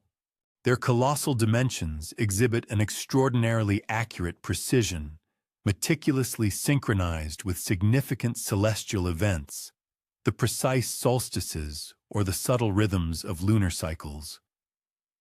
The dynamic rising lines and the intricate network of intersecting ribs within these structures are far from arbitrary aesthetic choices. Instead, they rigorously adhere to specific geometric proportions and sacred ratios that conspicuously echo motifs and patterns previously discovered within Templar commanderies and even earlier Romanesque architectural designs. In this profound sense, Gothic cathedrals transcend their purely structural function. Evolving into transcendent edifices, they stand as the magnificent, amplified articulation of a venerable tradition that not only outlasted, but vigorously persisted beyond the dramatic downfall of the Templar order. The iconic flying buttresses, frequently lauded solely for their remarkable structural brilliance and architectural inventiveness, also fulfill a significant allegorical function. By ingeniously diverting the lateral thrust and distributing the immense structural load peripherally, these elements enabled the massive walls to be perforated for expansive, luminous fenestration, allowing an influx of light-bearing windows. Yet, might this engineering marvel also embody a profounder philosophical tenet? It is posited that this outward structural projection metaphorically represents the external dissemination of esoteric knowledge, a tacit recognition that illuminating light, immutable truth, and sacred geometry must be allowed to permeate the world, all the while remaining securely enshrined within the protective embrace of architectural integrity. The iconic rose window attains its magnificent apotheosis within the grandeur of Gothic cathedrals. Its exquisite radial symmetry conspicuously reflects and emulates the ancient geometric motif of the circle contained within a square, a pattern previously explored in earlier Templar-influenced designs. Moreover, its complex filigree and elaborate latticework, frequently calibrated with astonishing precision to the path of the sun, transcend mere aesthetic embellishment. This intricate design functions as a sophisticated pedagogical instrument, an arbiter of scale, and potentially an allegorical chart depicting the profound order of the celestial cosmos. Indeed, within these magnificent structures, every luminous window, every soaring vault, and every slender spire softly murmurs, intoning secrets in the unmistakable lexicon of Templar geometry. Beyond their inherent symbolic content, the protracted construction process itself, often demanding scores of years or even spanning entire centuries of arduous labor, inherently facilitated the perpetual conveyance and uninterrupted dissemination of this specialized knowledge across generations of craftsmen. Young apprentices, having diligently acquired their expertise within the confines of one grand cathedral, subsequently transported their mastery to the next construction site. Simultaneously, the venerable master masons assiduously imparted crucial ratios, precise alignments, and profound symbolic motifs into each successive architectural endeavor they supervised. This unbroken sequence of transmission guaranteed that even as specific religious orders or dominant political powers emerged and subsequently declined, the fundamental tenets and core doctrines embedded within the architecture remained steadfast and persistently influential. The influence of Gothic architecture, moreover, disseminated extensively across vast geographical regions, from its genesis in France to the distant shores of England, the heartland of Germany, and far beyond. Wherever its monumental style took root, discerning individuals can invariably discover clear vestiges of Templar aesthetics integrated within the ascendant masonry. Pointed arches designed to profoundly elevate the human spirit, labyrinthine floors meticulously laid to facilitate contemplation, and intricate tracery that encrypts mysteries discernible solely to the perceptive eye. Ultimately, this is a profound lexicon articulated not through conventional verbal expression, but rather through the eloquent interplay of shape, intrinsic rhythm, and harmonious proportion. Remarkably, even within the contemporary era, these profound resonances continue to endure. The enduring impact of Gothic principles remains discernible, extending into the design of neo-Gothic ecclesiastical structures, venerable university campuses, and imposing government buildings worldwide. Generations of architects, centuries removed from the original medieval period and often lacking direct historical awareness of the Templars, nonetheless continue to reproduce the precise ratios, distinctive motifs, and intricate alignments that had their profound genesis in those magnificent medieval cathedrals. Is this phenomenon merely a series of fortuitous occurrences, or rather the undeniable vibration of a persistent, enduring cipher that subtly murmurs its ancient truths through the very masonry and fenestration of our built environment? The phenomenon dubbed the Gothic Ascent therefore transcends mere architectural innovation or a simple evolution of design. It represents a profound legacy of clandestinity, a powerful testament to the unwavering persistence of Templar principles. Meticulously safeguarded through the guilds, and diligently transmitted across countless generations.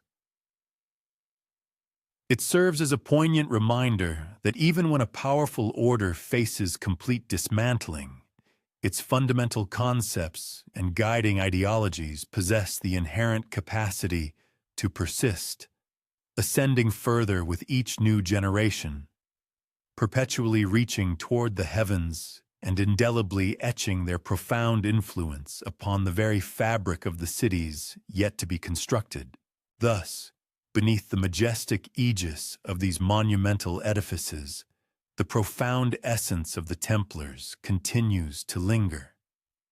Not as formidable knights wielding swords, but rather as silent architects of human perception, eloquent pedagogues conveying wisdom through structural form, and steadfast custodians of an arcane knowledge that proved utterly immune to extinguishment. Therefore, to contemplate a Gothic spire is to perceive the majestic elevation of a concealed language, an occult lexicon that may yet illuminate and direct those discerning individuals who possess the rare ability to interpret its intricately inscribed masonry. As the European continent gracefully transitioned from the somber vaults and monumental scale of the Gothic age, a distinctively new aesthetic paradigm began to blossom, the Renaissance. This period heralded a profound resurgence of classical forms, a blossoming of anthropocentric philosophical thought, and an invigorated spirit of empirical scientific inquiry. Nevertheless, beneath the impressive proliferation of classical colonnades and the elegant equipoise of meticulously balanced facades, the subtle reverberations of the Templar cipher steadfastly persisted. It had demonstrably survived the brutal force of suppression, the profound quiescence of centuries, and the meticulous clandestinity cultivated by the guilds. Now, this enduring knowledge discovered a fresh articulation within the Renaissance emphasis on perfect proportion, linear perspective, and sophisticated architectural design. Renaissance architects, above all, venerated the concept of perfect harmony. Their magnificent buildings were meticulously calculated with geometric exactitude, their grand facades carefully proportioned for optimal optical perception, and their expansive interiors artfully arranged to embody a flawless equilibrium between aesthetic form and practical function. Yet, a striking number of these precise measures, including the fundamental ratios derived from squares and circles, the strategic placement of elaborate stairways and serene courtyards, and even the calculated orientation of formal gardens, conspicuously reflected motifs and designs initially documented within the austere precincts of Templar commanderies. One is compelled to ponder, could this be mere fortuity, a series of random occurrences, or rather, the subtle, unobtrusive survival of an esoteric knowledge that had, for a time, been rigorously prohibited and prescribed? To illustrate, one might consider the renowned Palladian villas scattered across the picturesque landscapes of northern Italy. Their inherent symmetry is truly arresting, with every window and every majestic portico meticulously rendered to be flawlessly scaled and harmoniously balanced. Nevertheless, certain distinctive motifs, such as the recurring pattern of circles intricately inscribed within squares, and the architectural arrangement of central domes elegantly surrounded by rectilinear courtyards, conspicuously replicate forms and reflect patterns that were demonstrably evident in medieval chapels many centuries prior. It is as though the profound Templar teachings, diligently conveyed through generations of master masons and clandestine guilds, had gradually permeated the collective ethos of an entire architectural era. This subtle infiltration profoundly shaped the disposition of stone and the orchestration of natural light in ways that remained largely imperceptible to the majority of contemporary observers. Even the grand civic design and intricate city layout of Renaissance urban centers subtly imply a veiled persistence of these ancient principles. Expansive piazzas meticulously oriented along cardinal axes, streets elegantly radiating in balanced configurations, and fountains strategically placed at mathematically pivotal locations all strongly allude to an overarching, clandestine system of design and philosophical intent. Some academic scholars are quick to dismiss certain architectural elements as nothing more than straightforward aesthetic choices or purely functional engineering solutions. Nevertheless, when these seemingly innocent features are observed in conjunction with frequently recurring decorative patterns, such as the elegant sweep of spirals, the intricate petals of roses, or the precisely balanced forms reminiscent of a compass, it becomes increasingly challenging to overlook the presence of a more profound and subtle influence at work, hinting at an underlying philosophy. The deliberate integration of sacred geometry within the framework of Renaissance design was a practice deeply rooted in both spiritual conviction and intellectual pursuit. Eminent architects of the era, including the esteemed Leon Battista Alberti and the influential Andrea Palladio, meticulously systematized and articulated principles of beauty and perfect proportion. Their codified architectural ratios often mirrored and perhaps even preserved ancient tenets that may have originated from the enigmatic traditions of the Knights Templar. For these master builders, fundamental geometric shapes such as squares, circles, and triangles transcended their basic forms. They were perceived as sophisticated instruments of knowledge, meticulously crafted to direct human perception and potentially to conceal esoteric secrets, intended only for those discerning individuals who were adept at interpreting the intricate language embedded within architectural compositions. It is plausible that the affluent patrons of the Renaissance were also acutely aware of this profound cultural and intellectual inheritance. Wealthy and influential families, driven by an ambition to conspicuously display both their refined cultural sensibilities and their formidable societal power, frequently commissioned architectural masterpieces. These works were designed not merely to reflect the prevailing classical ideals of the time, but also to subtly embody the profound and ancient wisdom passed down from previous epochs, concealed within the majestic grandeur of public facades and the secluded tranquility of private gardens. One can discern intricate patterns of spatial alignment, meticulous scaling, and precise proportion.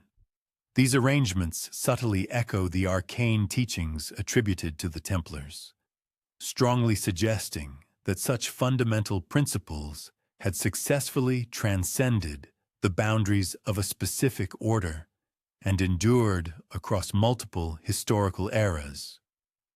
Even seemingly decorative artistic components often served as carriers of encrypted messages. Elaborate frescoes and expansive murals were sometimes positioned with deliberate precision, aligning harmoniously with the contours of windows, the graceful arches, and the soaring domes.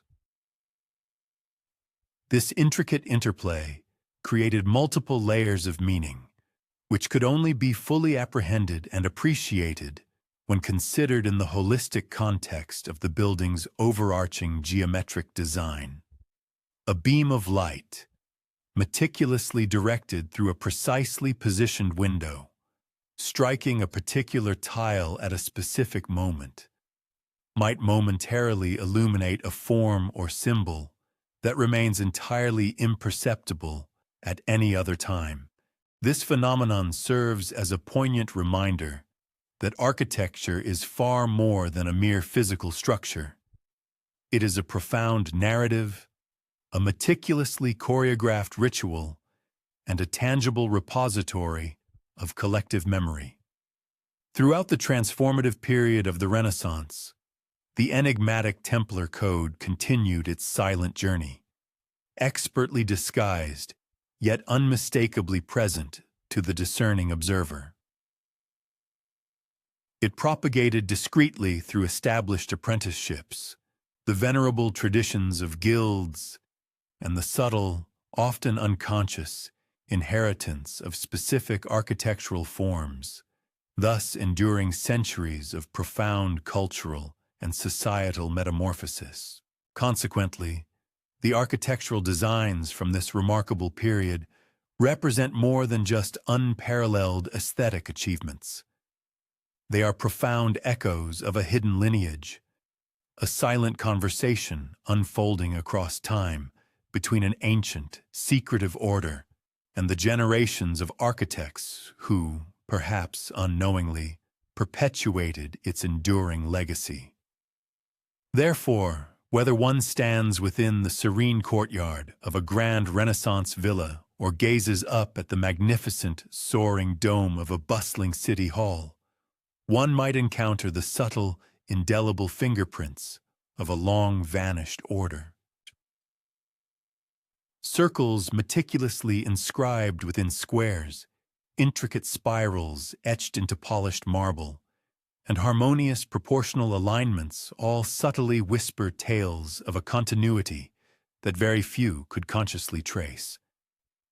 Yet, its pervasive influence is something that all can instinctively perceive. The profound impact of the Templars had not truly disappeared. Rather, it had masterfully learned to camouflage itself in plain sight, seamlessly interwoven into the very fabric of an era characterized by rebirth and groundbreaking innovation. Perhaps this ingenious method of concealment is the ultimate secret to its remarkable survival. Knowledge so meticulously encoded and deliberately abstracted that it possesses the inherent capacity to re-emerge anew in each successive age, demonstrating an extraordinary resilience and adaptability, capable of inspiring and guiding even those who remain entirely unaware of its ancient origins.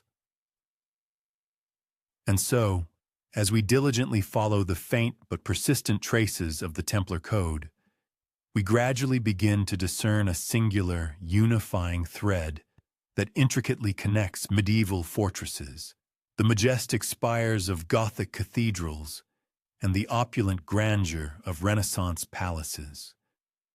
It is a hidden architecture, a silent language that steadfastly endures, patiently awaiting those perceptive individuals who possess the patience and insight to truly notice its presence.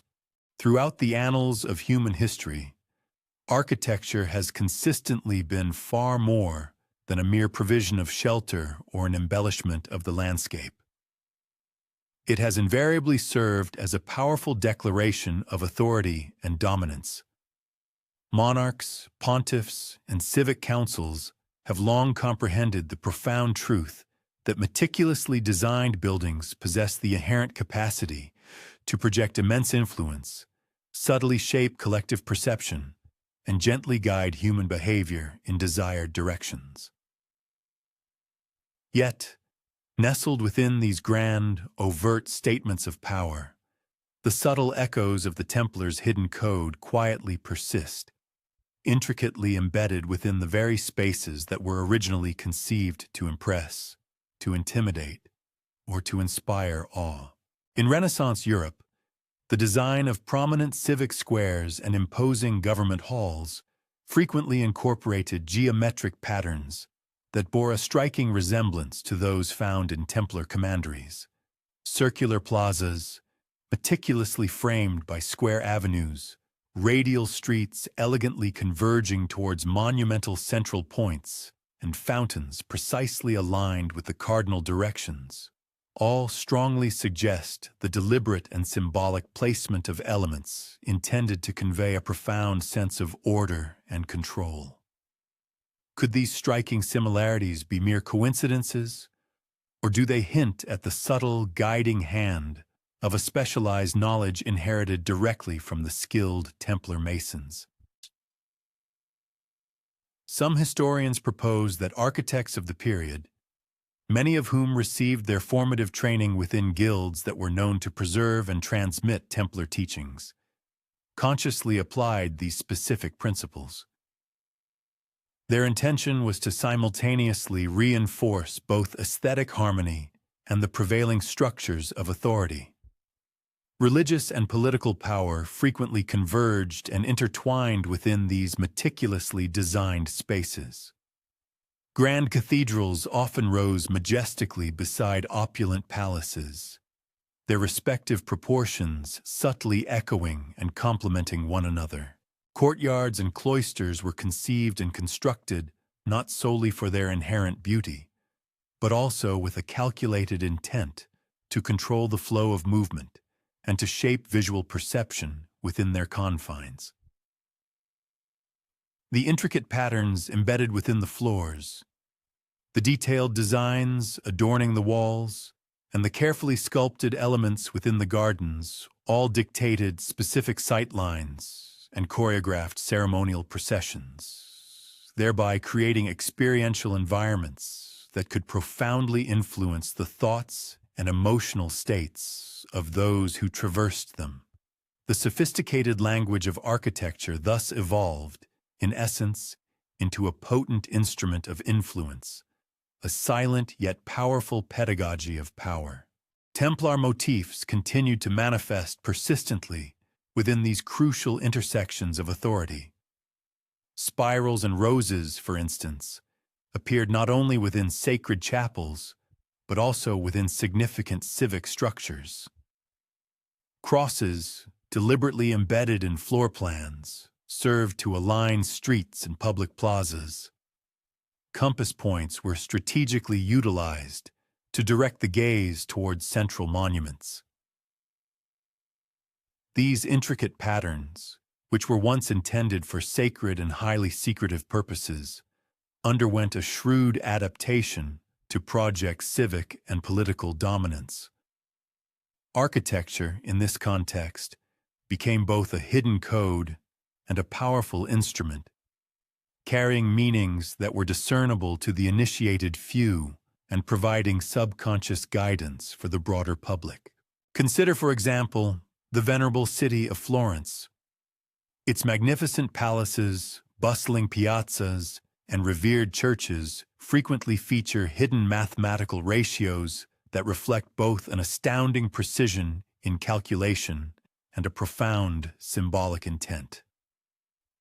A perfectly circular courtyard nestled within a larger square, a gracefully spiraling staircase subtly aligning with a chapel positioned directly above it, or a facade meticulously proportioned according to celestial angles.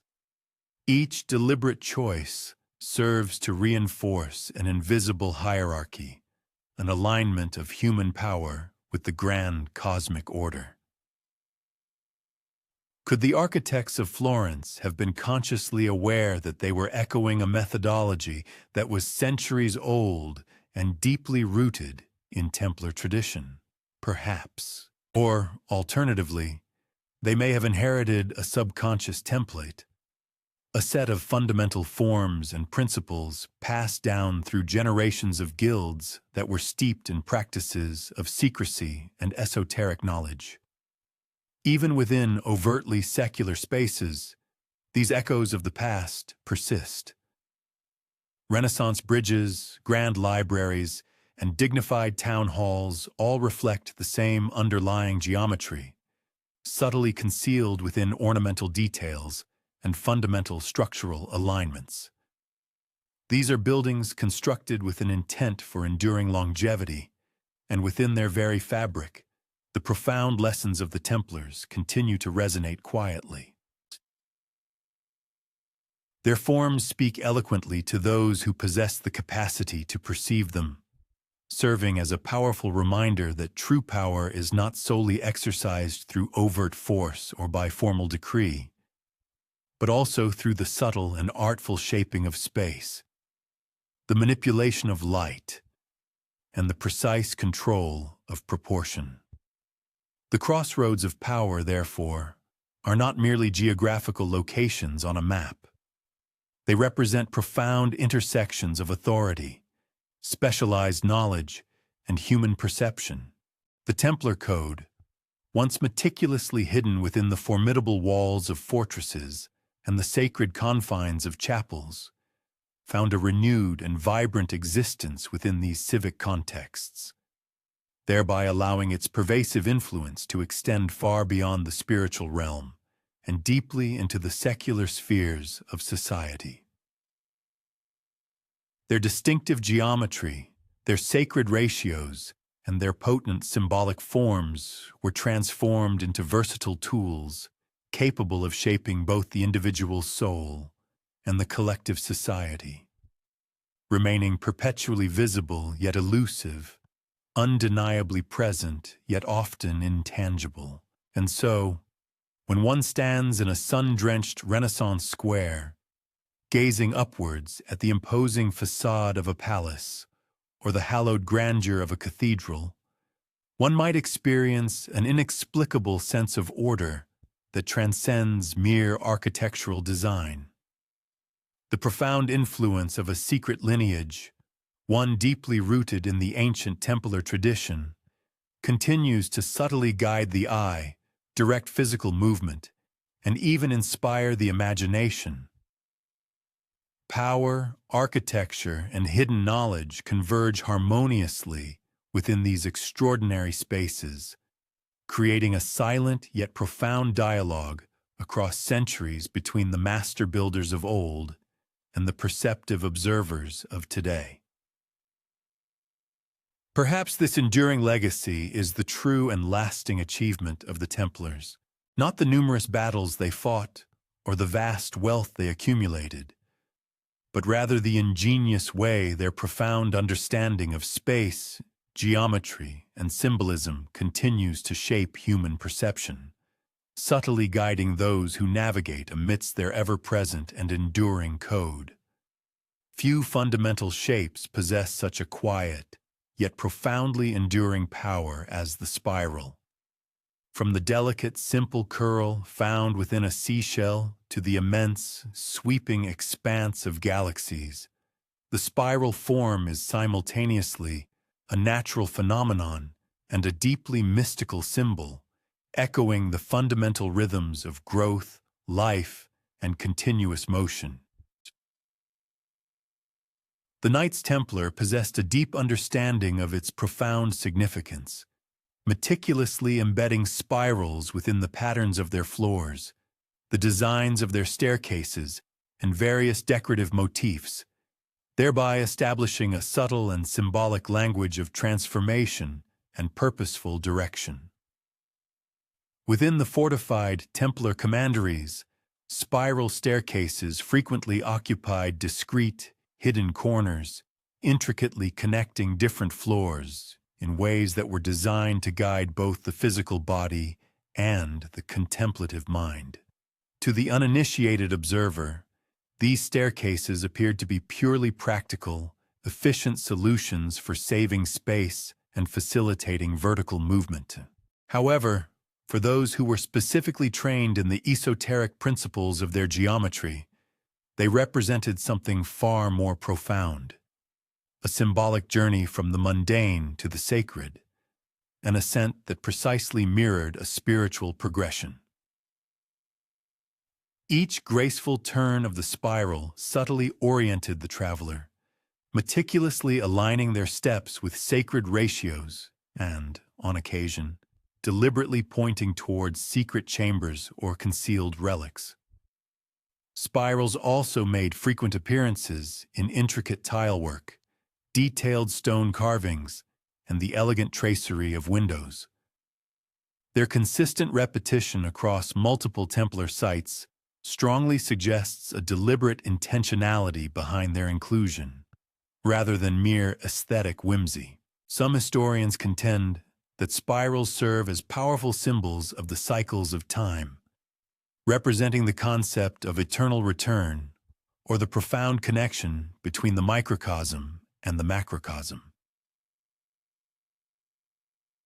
Within the specific context of Templar practices, these meanings could have been layered with additional levels of secrecy, perhaps serving as hidden instructions, outlining paths of initiation, or providing encoded guidance for the faithful who possessed the specific knowledge required to interpret the form's deeper significance.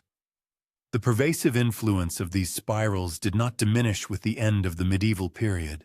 In the grand palaces of the Renaissance, the dramatic staircases of the Baroque era, and even within the architecture of modern civic buildings, the spiral form steadfastly endures. Architects, whether consciously aware of its ancient roots or merely perpetuating an inherited template passed down through their guilds, continued to incorporate this powerful form.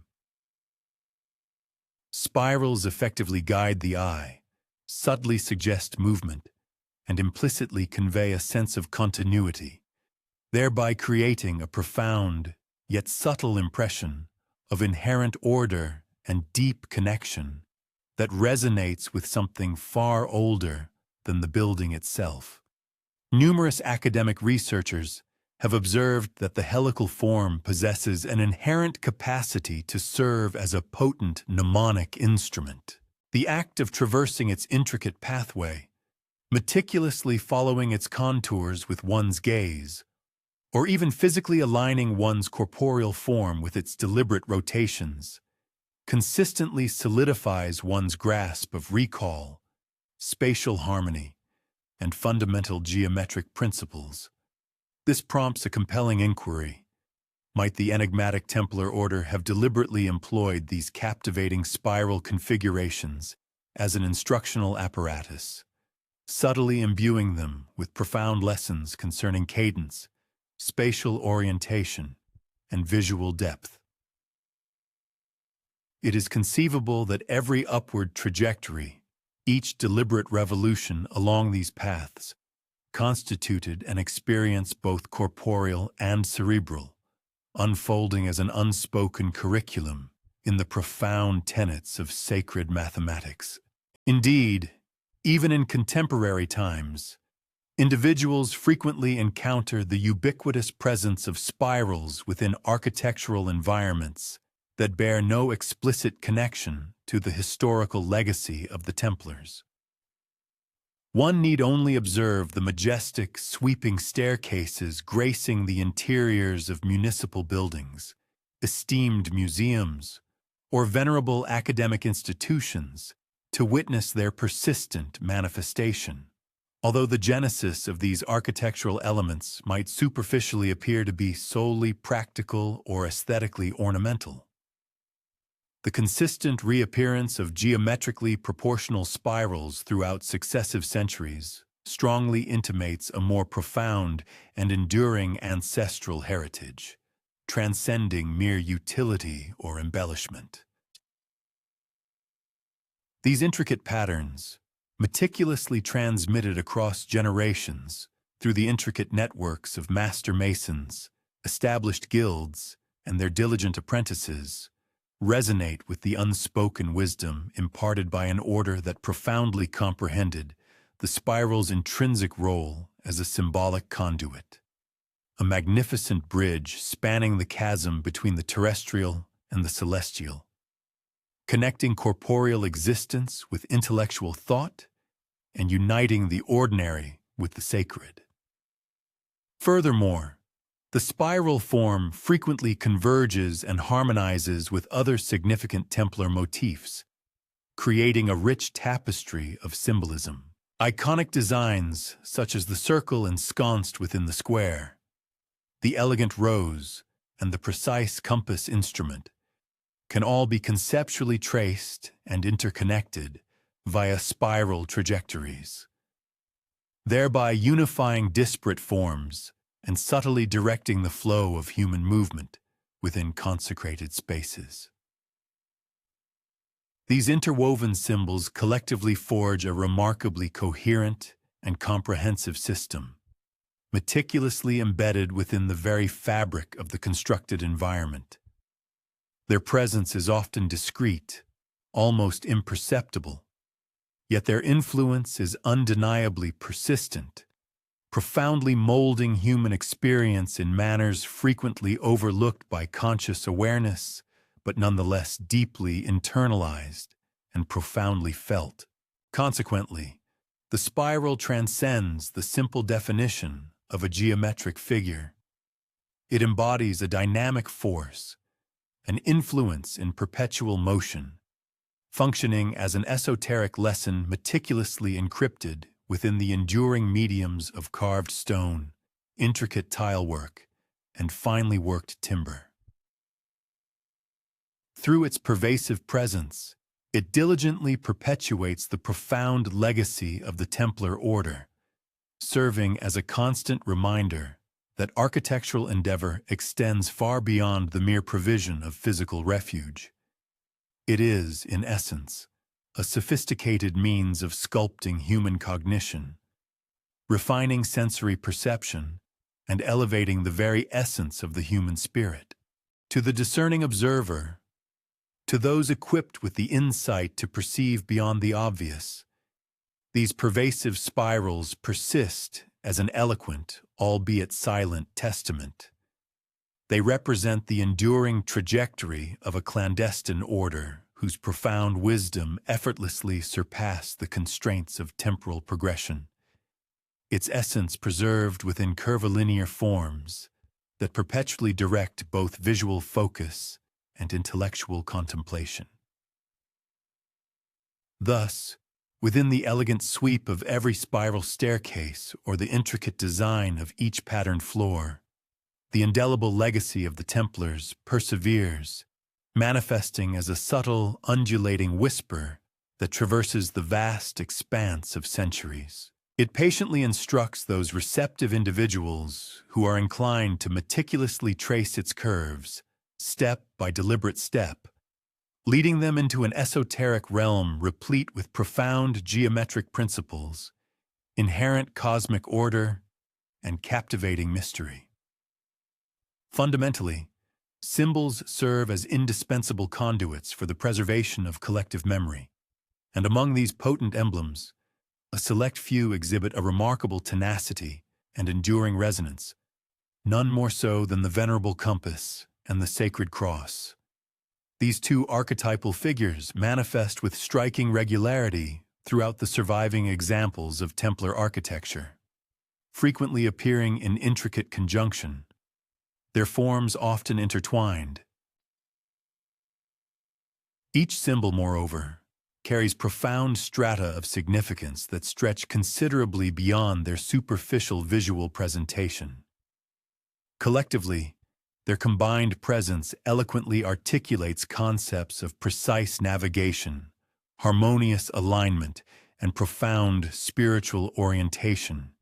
They constitute, in essence, a sophisticated, concealed lexicon that the Templars meticulously inscribed into the very fabric of their stone edifices and luminous glasswork. The compass, an instrument historically revered as an essential aid to navigation, inherently embodies principles of precise measurement, harmonious proportion, and the masterful command over spatial configurations. Within the architectural designs attributed to the Templars, recurring circular motifs distinctly reverberate the compass's quintessential form, while the exacting alignments observed in their walls, soaring arches, and meticulously laid floors strikingly reflect its intrinsic capacity to establish accurate orientation. While certain commentators might contend that these recurring elements were solely the product of artistic preference or decorative impulse, the compelling prevalence and consistent reiteration of compass-like patterns across numerous geographically disparate Templar sites strongly suggest a more profound intention, a deliberate act of encoding esoteric information. This then begs the intriguing question: could these intricate geometric arrangements have been purposefully devised to function as instructional guides for the study of sacred geometry, or perhaps even as cryptic indicators delineating the locations of concealed relics and secret pathways? The cross, conversely, stands as an unequivocally spiritual emblem, its profound religious connotations immediately apparent. Nevertheless, its deliberate placement within Templar constructions frequently conveys a more nuanced and understated form of instruction, transcending its primary devotional significance.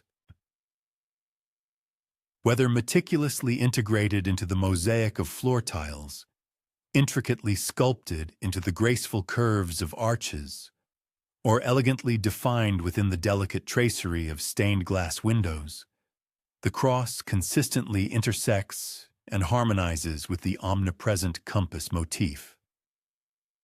This confluence invariably generates a sophisticated matrix of spatial orientation and profound symbolic meaning.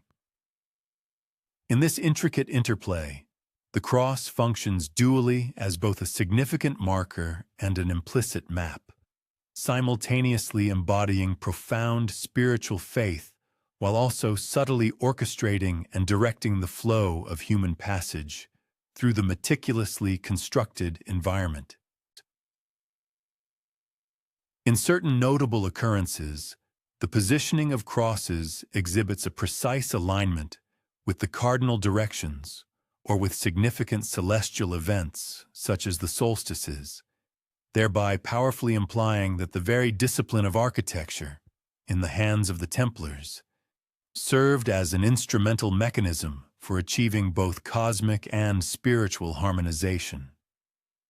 One might contemplate the specific design of Templar chapels, where the intricate patterns of compass roses converge with the emblematic floor crosses at meticulously calculated angles. Each such intersection could conceivably have functioned as a designated focal point for introspective reflection, profound spiritual meditation, or systematic esoteric instruction. Individuals, whether devout pilgrims or eager initiates, traversing the pathways defined by these geometric axes, are thus discreetly led through an elaborate choreography of profound knowledge, progressively encountering invaluable lessons meticulously embedded within the very rhythm of their every deliberate stride. Even in instances where an individual remains wholly oblivious to the underlying intentionality, the inherent capacity of the human psyche is such that it instinctively assimilates intricate patterns, perceptively recognizes precise alignments, and profoundly experiences the subtle resonance emanating from meticulously proportioned and thoughtfully measured spatial arrangements.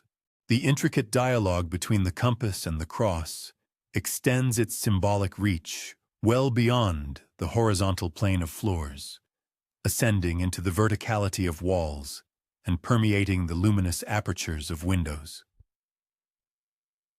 Illustrative examples include the magnificent rose windows, which frequently feature a central cross motif from which elaborate circular tracery emanates radially, much like the spokes of a wheel, thereby powerfully reaffirming the intrinsic unity of spiritual enlightenment and geometric erudition. Similarly, the graceful curves of arches and the commanding presence of portals artfully reverberate this identical symbolic pattern, effectively elevating the observer's gaze and directing their attention along intersecting axial lines. This cohesive design strategy culminates in the creation of an all-encompassing environment characterized by harmonious proportion, exquisite symmetry, and subtly embedded esoteric instruction. Remarkably, these profound motifs demonstrated an extraordinary resilience, persisting undiminished through the artistic flourishing of the Renaissance, the dramatic grandeur of the Baroque era, and even into the functionalist designs of modern architecture. Contemporary civic structures, esteemed cultural museums, and stately governmental edifices frequently incorporate circular courtyards, often bisected by rectilinear axial walkways, and occasionally surmounted by symbolic crosses or intricate star patterns. Although the precise original symbolism and its esoteric connotations may have become somewhat veiled or even forgotten over time, the fundamental principles underpinning these designs unequivocally endure.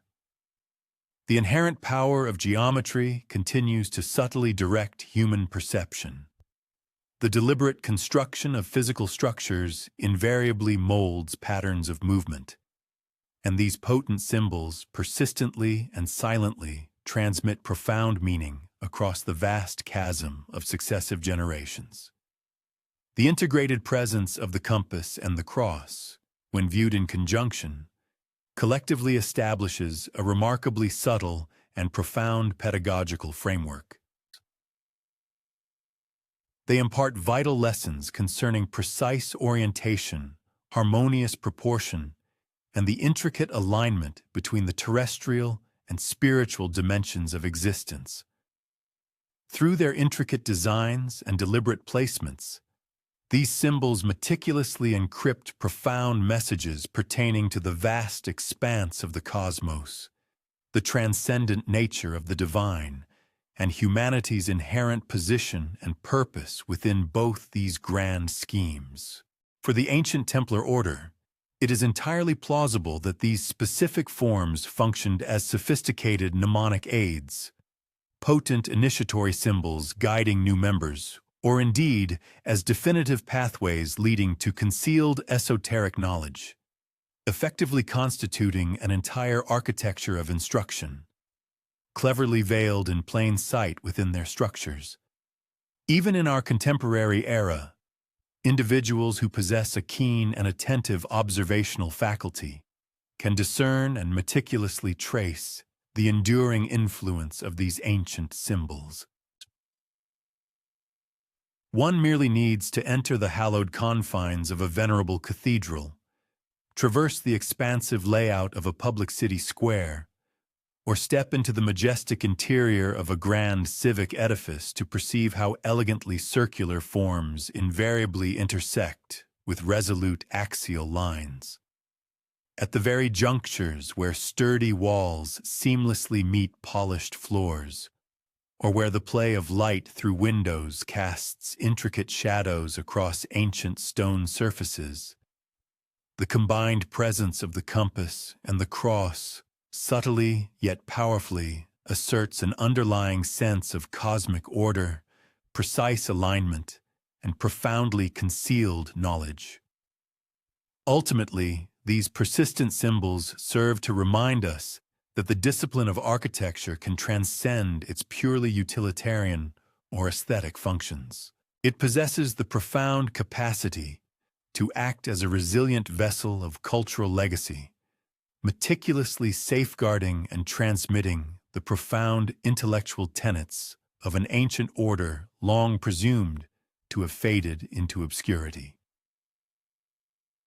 The Venerable Templar Order possessed a sophisticated understanding that human existence necessitates navigation on both an external, tangible plane and an internal, spiritual one.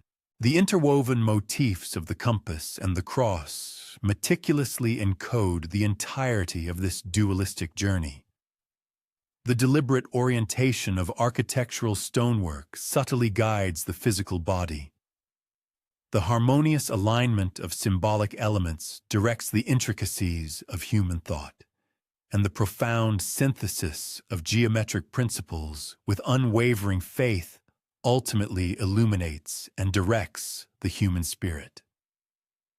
Within these remarkably enduring motifs, the enigmatic Templar Code continues to murmur its silent wisdom across the vast expanse of centuries, extending an open invitation to those sufficiently attentive to decipher its concealed directives. It beckons them to embark upon a journey into a hidden realm where the foundational elements of physical structure, potent symbolism, and profound esoteric knowledge seamlessly converge. The pervasive influence of the Templar Code, far from being confined to the consecrated stone of medieval cathedrals or the opulent grandeur of Renaissance palaces, proved remarkably resilient and enduring. As the relentless march of centuries unfolded and burgeoning cities dramatically ascended skyward, the fundamental tenets of their concealed architectural language discovered novel and compelling forms of articulation within the gleaming steel and transparent glass structures characteristic of modern architectural design.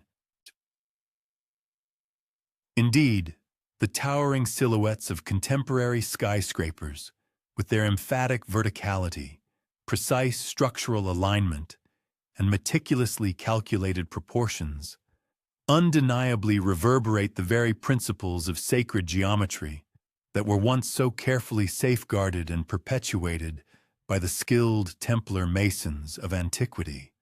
One need only contemplate the breathtaking ascent of a modern urban skyline, where each individual edifice seems to reach skyward with a palpable sense of deliberate intention.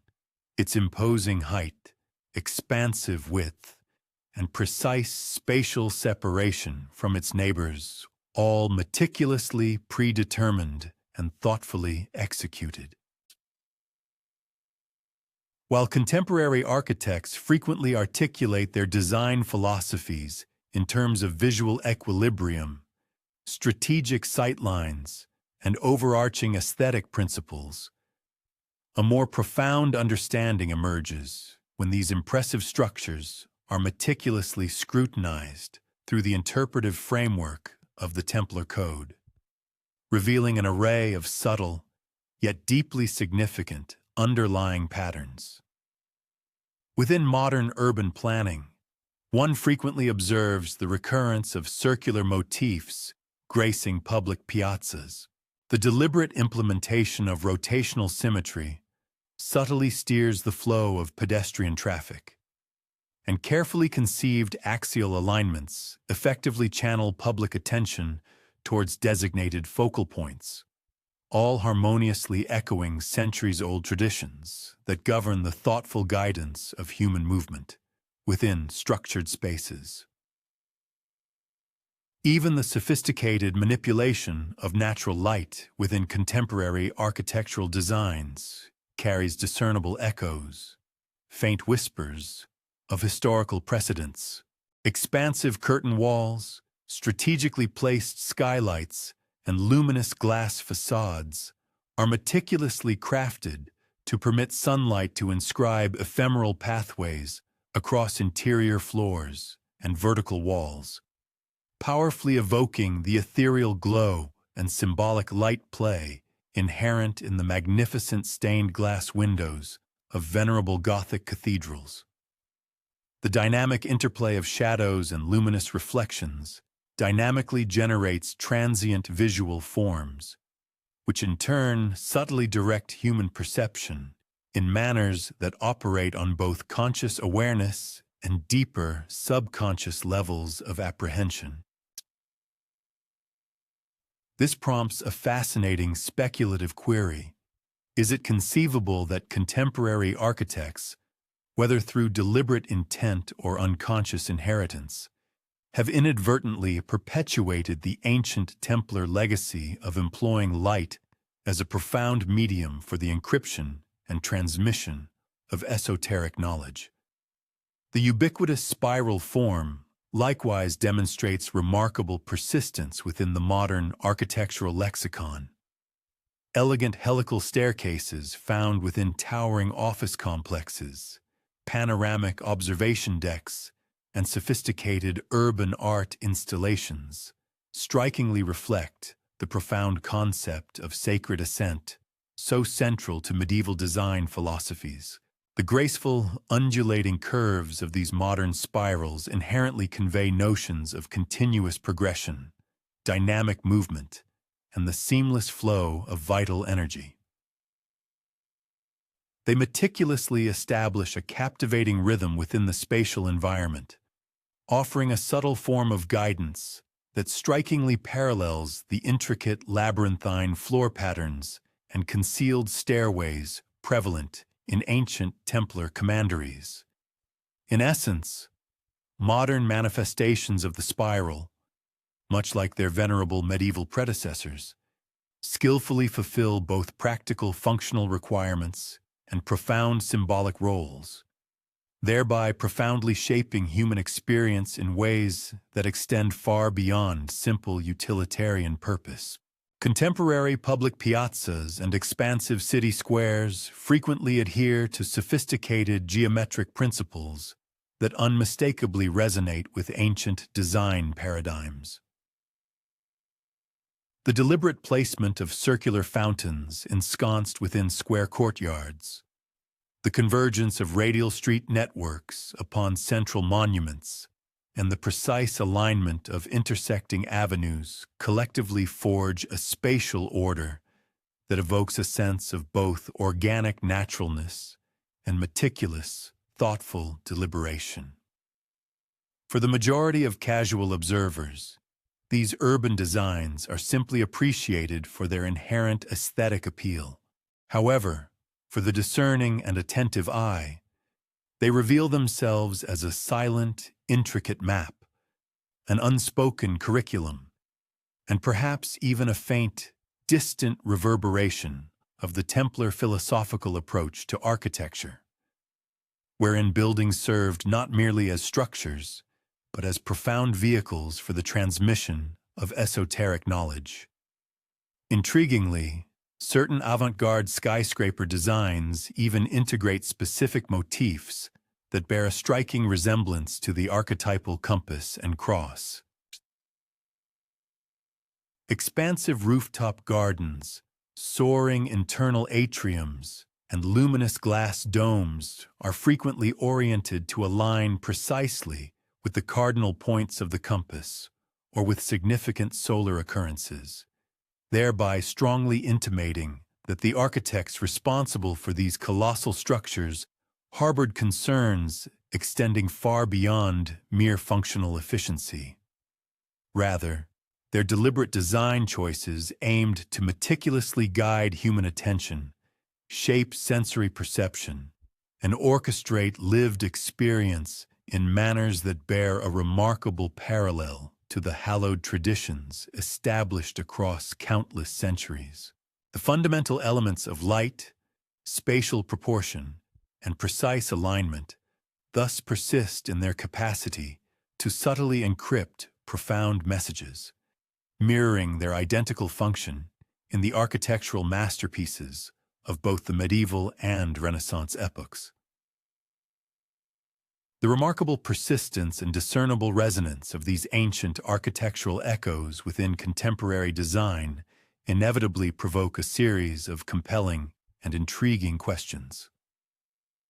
One is left to ponder: did contemporary architects diligently study the intricate principles of Gothic or Renaissance construction and consciously integrate them into their innovative designs? Or conversely, do these recurring patterns represent an unconscious inheritance, a deeply ingrained template transmitted across countless centuries of design evolution, passed down through the unbroken continuity of skilled craftsmanship and astute observational learning? Regardless of the specific interpretation, these pervasive architectural motifs persistently endure, forging an intricate connection between contemporary structures of steel and glass and the venerable stone and glass edifices of antiquity, thereby establishing a profound link between the soaring modern skyline and the unspoken profound principles of a bygone sacred fraternity. Indeed, even within the most vibrant and clamorous metropolitan hubs, where incessant sounds and dynamic activities dominate, the esoteric doctrines attributed to the Templar order continue to exert their subtle yet undeniable presence. Consequently, For discerning individuals who are inclined to momentarily halt their hurried pace, to meticulously observe their surroundings, and to meticulously follow the intricate lines, graceful spirals, and definitive axes embedded within urban planning. The entire city transforms into a monumental cathedral, serving as a contemporary manifestation of profound sacred geometry, concealed philosophical significance, and a perpetually lasting historical impact. The towering skyscraper, much akin to its ancient ecclesiastical counterpart, the cathedral, transcends its mere functional role as a physical edifice. Instead, it functions as a profound communication, an emblematic representation, and a tangible perpetuation of an illustrious heritage that has spanned countless centuries. Thus, the pervasive influence of the Templar order endures, imperceptibly molding the very environments and habitats we occupy daily. Their enigmatic knowledge persists not solely within the hallowed, conserved artifacts of bygone eras, but profoundly within the contemporary spaces we inhabit, subtly directing our sensory perceptions, evoking profound wonder, and silently transmitting narratives across the vast expanse of time through the very edifices that ascend to prodigious heights. Consequently, this intricate code is no longer restricted to the secluded confines of monastic cloisters or the venerable grandeur of cathedrals. Instead, it majestically rises, seamlessly integrating itself with the robust elements of steel, the transparent elegance of glass, and the driving force of human ambition, thereby sustaining the ongoing discourse of concealed wisdom in a lexicon that remains discernibly, albeit subtly, decipherable by those possessing the insight to truly observe. Arguably, the singularly most astonishing characteristic of the Templar Code lies in its frequent manifestation as a hidden presence, openly displayed for all to see. Spanning numerous centuries and traversing vast continental expanses, specific symbols, precise proportions, and deliberate alignments persist, remaining clearly discernible to any individual who takes the initiative to scrutinize them with careful attention. Nevertheless, the profound significance embedded within these elements frequently evades recognition. Elaborate roses meticulously sculpted into stone, elegant spirals gracefully forming staircases, and distinct crosses artfully integrated into floor tiles. These ubiquitous components saturate our surroundings. Despite their pervasive presence, their deeper, underlying importance is seldom recognized or fully appreciated. Within the meticulously planned layouts of contemporary urban centers, the sophisticated lexicon of geometry persistently manifests. Prominent public squares, imposing municipal edifices, and sprawling university campuses frequently adhere to structured grid systems that seamlessly interlace with expansive circular plazas or dynamic radial avenues. Thoroughfares are meticulously oriented to harmonize with significant monuments, while the majestic urban skylines reflect an inherent sense of proportion and equilibrium, principles initially investigated and refined within the architectural paradigms of the medieval and Renaissance periods. Consequently, every deliberate design decision made in these contexts potentially resonates with the sacred tenets ascribed to the Templar order, forming a muted, yet profound legacy intricately interwoven into the very texture of modern urban existence. Astonishingly, even seemingly insignificant or minor architectural details are capable of conveying sophisticated coded directives. For instance, the arrangement of floor tiles within a courthouse could subtly delineate a directional compass. Similarly, The strategic positioning of windows in a library might elegantly evoke a rose-like symmetrical pattern. Furthermore, staircases frequently ascend in meticulously precise spirals, orchestrating the flow of human movement with as much deliberate intent as they contribute to the overall visual appeal. Moreover, ambient light, as it diffuses through panes of glass, often generates intricate patterns reminiscent of the resplendent stained glass windows found in grand Gothic cathedrals, thereby casting fleeting, transient forms upon floors and walls. This visual phenomenon serves to subtly prompt onlookers to recall a forgotten discourse that once thrived between the precise science of geometry and the ethereal realm of spirituality. The persistent and widespread reappearance of particular symbolic motifs, specifically crosses, spirals, circles, and squares, presents a compelling case that renders their attribution to mere happenstance exceedingly challenging. Throughout diverse historical epochs and varied architectural styles, these fundamental geometric forms steadfastly endure, manifesting in specific locales and intricate arrangements that distinctly resonate with the instructional doctrines attributed to the Templar order. These profound elements are intrinsically integrated into the visible environment, openly displayed for public view. Yet, their concealed operational purpose remains comprehensible solely to individuals who possess the specific acumen required to decipher their inherent symbolic lexicon. For the casual, uninitiated observer, these patterns simply represent an aesthetic appeal. However, for the discerning, well-versed individual, they constitute a profound form of instruction, a repository of historical memory, and a precise navigational chart. Contemporary architects, whether through deliberate intent or unconscious assimilation, consistently perpetuate these ancient architectural tenets.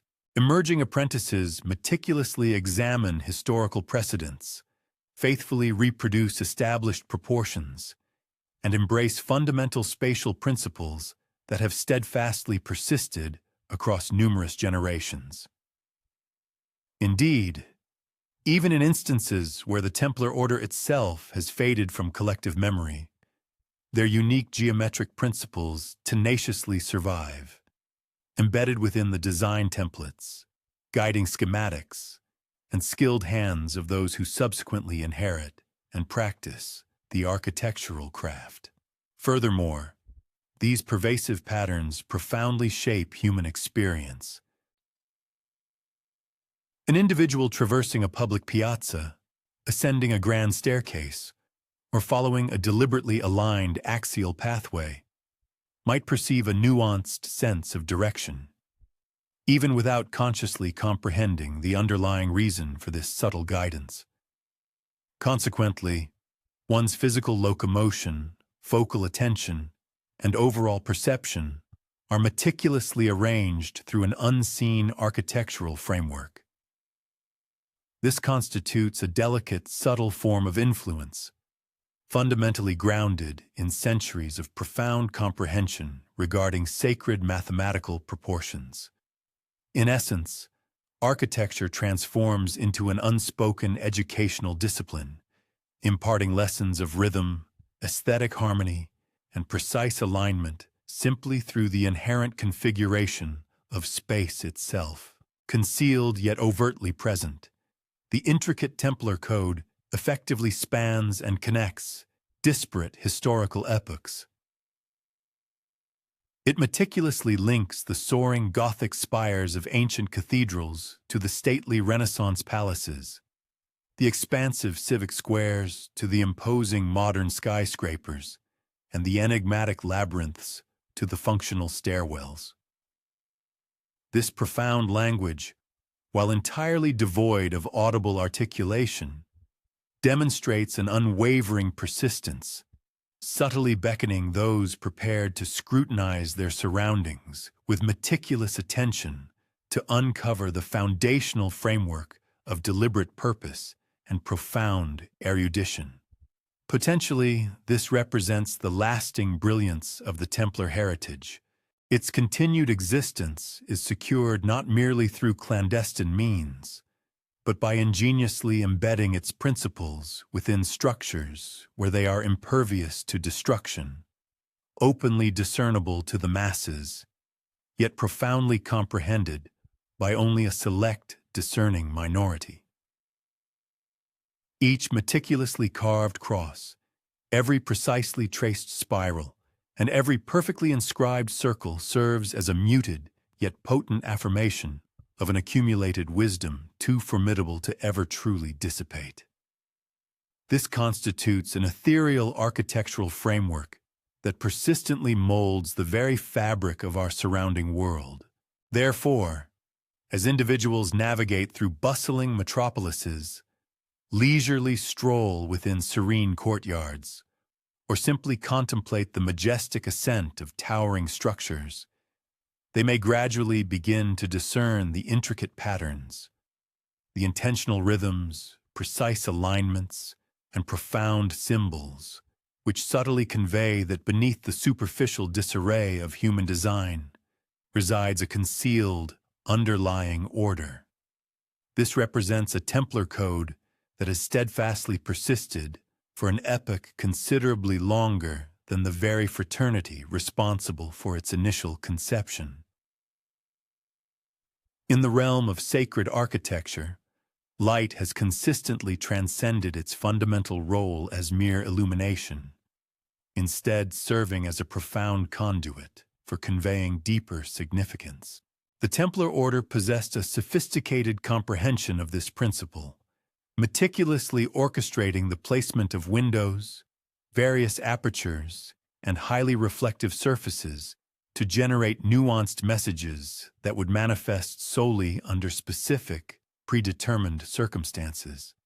Consider, for instance, sunlight streaming through an ornate rose window, which then projects an intricate patterned shadow across the floor below. This phenomenon transforms into an unspoken discourse on the intertwined principles of geometry and spiritual belief. It represents an ephemeral communication, discernible exclusively to those individuals who happen to be present at that precise, opportune instant. Within the majestic confines of Gothic cathedrals, stained glass fulfills a multiplicity of roles. While it undeniably narrates compelling biblical accounts, it simultaneously encapsulates intricate patterns of precise proportion, deliberate alignment, and profound sacred geometry. Each individual colored pane within these grand windows represents a meticulously calculated placement, subtly directing the observer's gaze along specific axes and mathematical ratios that distinctly resonate with the Templars' architectural blueprints. As sunlight traverses the sky throughout the day and across the changing seasons, the cathedral itself metamorphoses into a dynamic, living calendar, unveiling concealed rhythms inherent in the subtle interplay of light. Furthermore, the Templars strategically employed light as a means to draw attention to secluded chambers or revered artifacts. Slender beams of sunlight, precisely penetrating minute openings, possessed the capacity to illuminate a sculpted emblem or a concealed inscription exclusively at an exact, predetermined moment. This meticulous arrangement guaranteed the safekeeping of esoteric knowledge and its selective disclosure, thereby harmonizing both tangible and intangible forms of observation with an exacting geometric accuracy. These fundamental principles of light manipulation continued to exert their influence well into the Renaissance period and subsequent eras. Architectural elements such as windows, overhead skylights, and expansive open courtyards were consistently oriented with a keen understanding of both seasonal and solar cycles.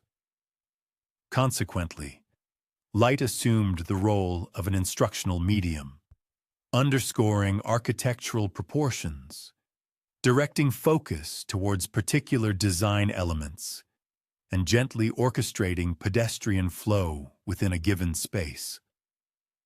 Through this sophisticated application, architecture itself evolved into a discernible language, comprehensible to those attuned to its intricate patterns, yet remaining entirely imperceptible to the unobservant glance. Contemporary architects have consistently perpetuated the manipulation of light in methodologies that distinctly mirror these time-honored practices. Expansive glass facades ingeniously reflect and refract ambient light, while spacious interior atriums permit focused shafts of sunlight to delineate intricate patterns across floor surfaces. Moreover, meticulously situated openings serve to orchestrate both visual perception and physical navigation. Although the underlying objectives of modern design might no longer encompass mystical aspirations, the resulting impact invariably parallels that achieved by the Templars. The subtle conveyance of concealed directives realized through the dynamic interaction between architectural form and luminous elements. Even the comprehensive discipline of urban planning can judiciously apply this profound principle. The deliberate tracing of sunlight along thoroughfares during solstices, the temporal demarcation provided by the shadows of prominent monuments, or the intricate patterns cast across public piazzas by reflective surfaces. These nuanced alignments collectively intimate that the strategic manipulation of light, as a conduit for covert communications, has indeed endured across millennia. Fundamentally, this represents a sophisticated methodology for embedding knowledge, sensory experience, and organizational structure directly into the very fabric of the built environment. The profound ingenuity of the Templar Order resided not exclusively in the physical edifices they constructed, but rather in their masterful orchestration of the interplay between the imperceptible and the tangible. Robust stone, elegant glass, and dynamic light collectively coalesce to forge a compelling narrative that remains entirely hidden until its deliberate unveiling. This intricate interplay constitutes an ongoing dialogue among historical periods, the surrounding environment, and individual human perception. In this context, light assumes the role of an emissary, simultaneously conveying instruction, fostering inspiration, and preserving classified information. Consequently, as individuals traverse the hallowed halls of cathedrals, wander through serene courtyards, or even ascend within contemporary skyscrapers, the intricate patterns generated by illumination persistently communicate their silent messages. A shadow subtly delineated across a floor, a concentrated beam of light accentuating a sculpted motif, a fleeting reflection capturing one's gaze. These phenomena serve as resonant echoes of a code established many centuries ago, instructing the careful observer to perceive, to decipher, and ultimately to grasp that architecture extends beyond mere utilitarian shelter, functioning instead as a profound receptacle of timeless wisdom. The profound message of the Templar Order, artfully transmitted through the ethereal medium of light, steadfastly endures within every meticulously designed angle and strategically placed window. It serves as a potent reminder that profound meaning can indeed be concealed in full view, that accumulated knowledge can triumphantly persist beyond attempts at destruction, and that even the most unassuming shaft of sunlight might carry a delicate whisper from antiquity, patiently awaiting comprehension by those possessing the requisite patience for observation. Concealed beneath the graceful curve of every archway, nestled within the expansive grandeur of every vaulted ceiling, and meticulously delineated across the surface of every patterned floor, lies an intricate lexicon of numerical values and precise ratios, a clandestine mathematical system that the Templars skillfully integrated into the very essence of their architectural creations. The fundamental principles of geometry, aesthetic proportion, and exacting measurement transcended their utilitarian function as mere instruments of construction.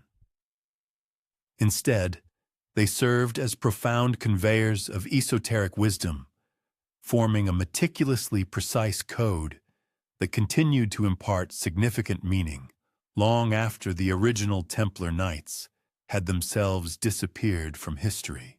The Templars held in profound veneration specific mathematical ratios and recurring geometric patterns, notably including the golden ratio, the square root of 2, and the intricate proportions governing the placement of circles within squares.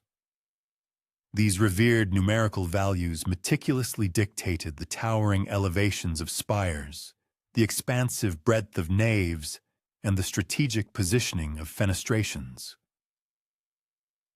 Every single measurement was undertaken with profound intentionality, forging an intrinsic link between the terrestrial realm and an overarching celestial order, thereby ensuring that individuals traversing these architecturally defined spaces were imperceptibly harmonized with a more profound, frequently concealed, overarching design. Mathematics served as an ingenious mnemonic instrument, a silent pedagogical tool. By meticulously embedding profound knowledge within intricate proportional relationships, the venerable Templars ensured that their dedicated apprentices and burgeoning initiates could effortlessly internalize complex lessons and esoteric principles without ever committing them to written form. Within their architectural marvels, every deliberate step, every precisely calculated angle, and every significant intersection was transformed into a tangible manifestation of abstract theoretical principles, effectively translating intricate numerical relationships into a profoundly physical, experiential journey. A spiral staircase, for instance, transcended its mere function as a vertical conduit. It became a sophisticated teaching apparatus, subtly encoding complex ratios and sequential patterns that simultaneously engaged and disciplined both the intellect and the physical form of those who ascended it.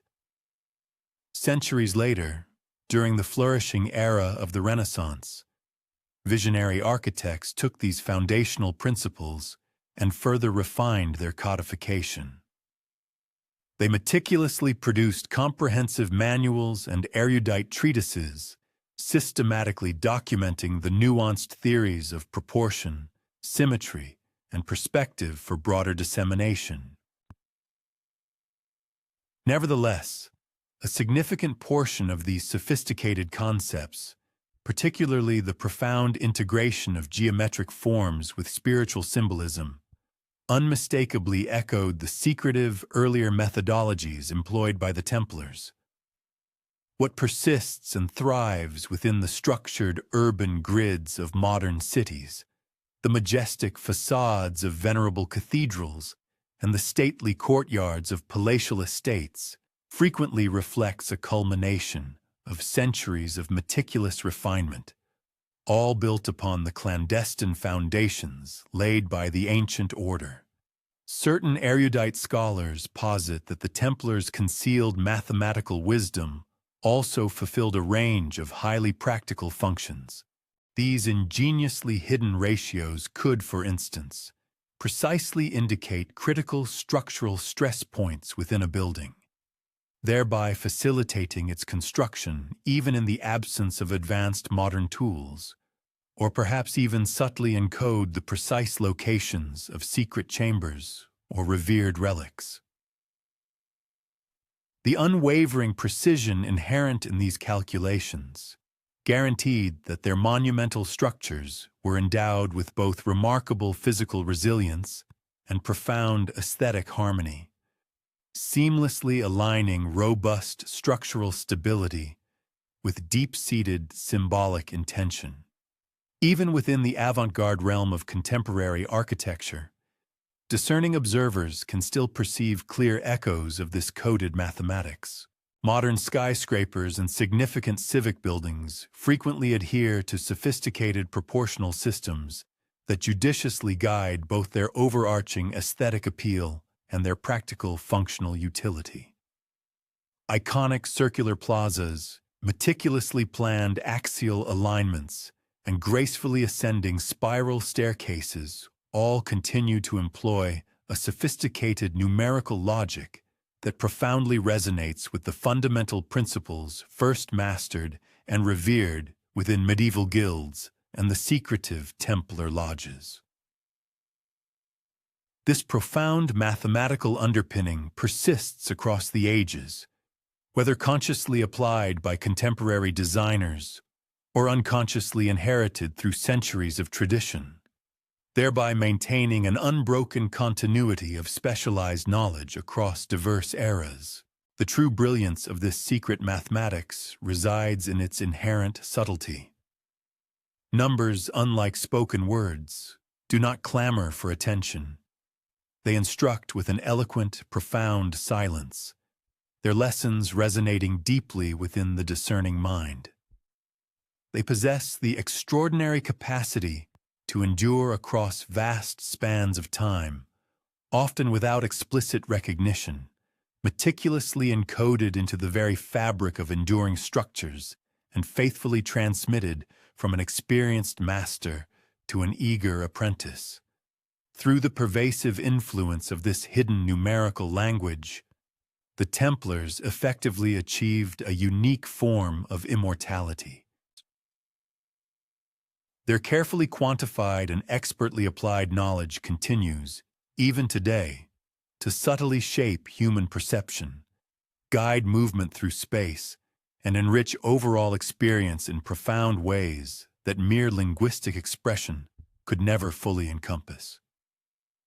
When one ambles through the soaring expanse of a vaulted cathedral, or perhaps traces the elegant curve of a spiraled staircase, or even observes the harmonious proportions of a bustling piazza, an instinctive awareness of the meticulous precision embedded within these hidden calculations may arise. Even if the casual observer lacks a precise understanding of the exact mathematical ratios at play, the profound effect is undeniably felt.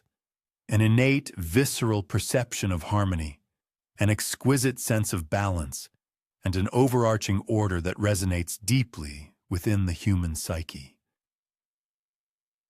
It is, in essence, the Templars themselves communicating through the universal language of numbers, a profound message intricately embedded within the very geometry of the built world, whispering across the chasm of centuries to those sensitive souls, attuned to its silent, enduring logic. This secret mathematics functions as the invisible yet indispensable spine of the entire Templar code, seamlessly connecting disparate centuries, far-flung continents, and diverse architectural styles. It imparts wisdom without the need for a formal teacher, guides without the physical touch of a hand, and perseveres through time without demanding overt recognition. For those individuals possessing the keen desire and the intellectual fortitude to truly see, to meticulously measure, and to deeply understand, it unequivocally reveals the enduring and profound influence of an ancient order whose true power lay not in accumulated wealth or military prowess, but in the extraordinary body of knowledge painstakingly encoded within the silent, resilient structures of their meticulously crafted world. The Templars were far more than mere formidable warriors or devout monks. They were, in fact, diligent custodians of an extraordinary and profound body of wisdom, and their architecturally significant buildings served a dual purpose. They were both impregnable fortresses and invaluable repositories of their esoteric knowledge.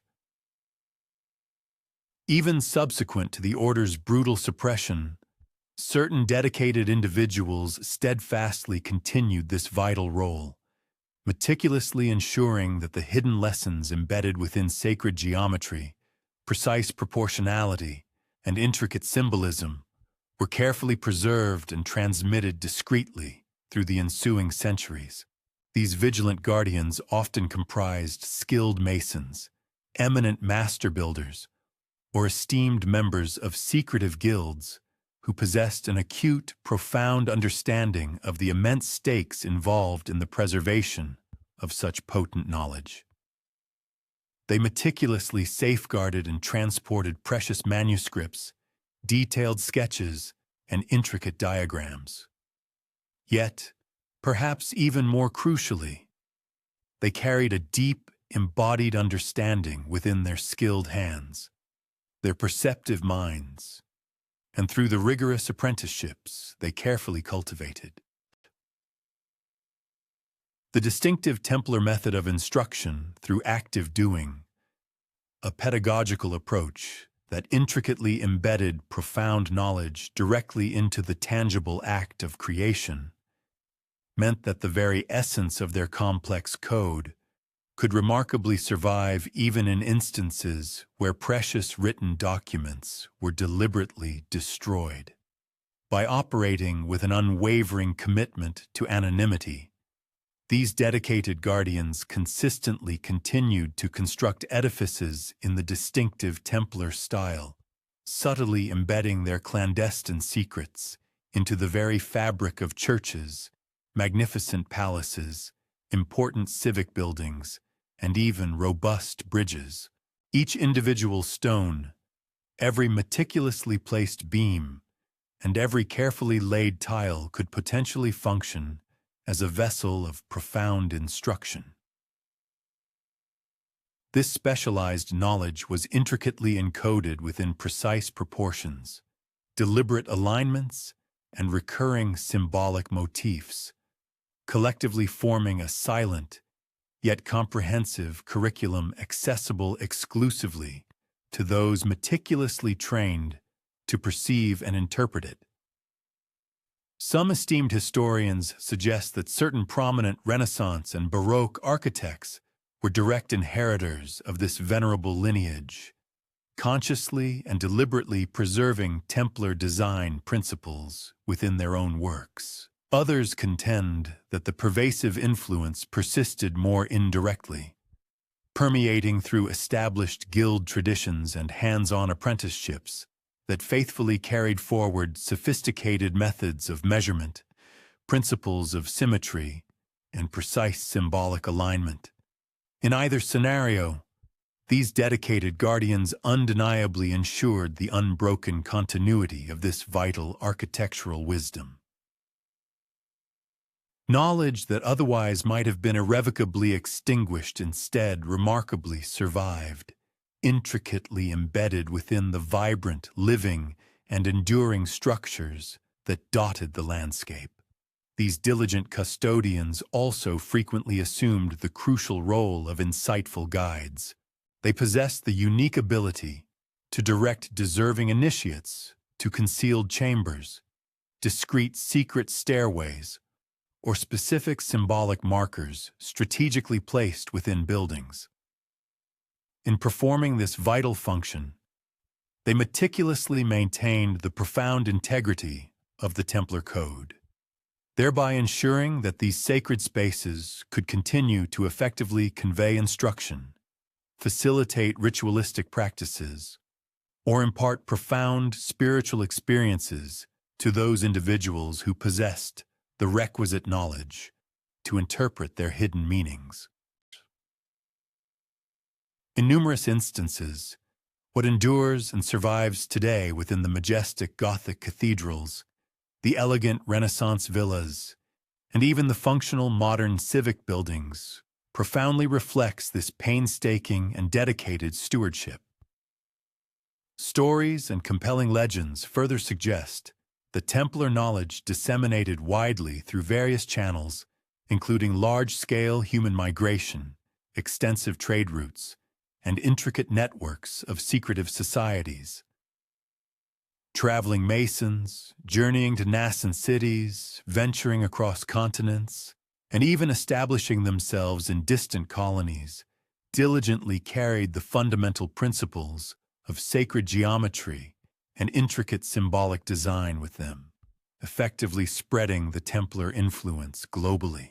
The Templars' silent curriculum thus achieved a global reach, skillfully hidden in plain sight, yet enduring robustly wherever structures were raised with meticulous care and deliberate intention. What truly renders this guardianship so remarkable is its unparalleled discretion. The profound knowledge they meticulously preserved was immensely powerful, potentially dangerous even, and any overt visibility could have proven exceptionally perilous for its inheritors. By ingeniously embedding their teachings directly into the very architecture, these vigilant guardians effectively protected the sacred code from the prying eyes of inquisitors, the capricious whims of rulers, and the dismissive skepticism of unbelievers. Stone and glass thus transformed into both a secure library and an impenetrable fortress, skillfully concealing profound meaning in plain sight for many centuries. Today, as contemporary observers meticulously examine the extraordinary work of the Templars and those dedicated individuals who faithfully followed in their footsteps, we are afforded a rare glimpse into the enduring legacy of these tireless guardians.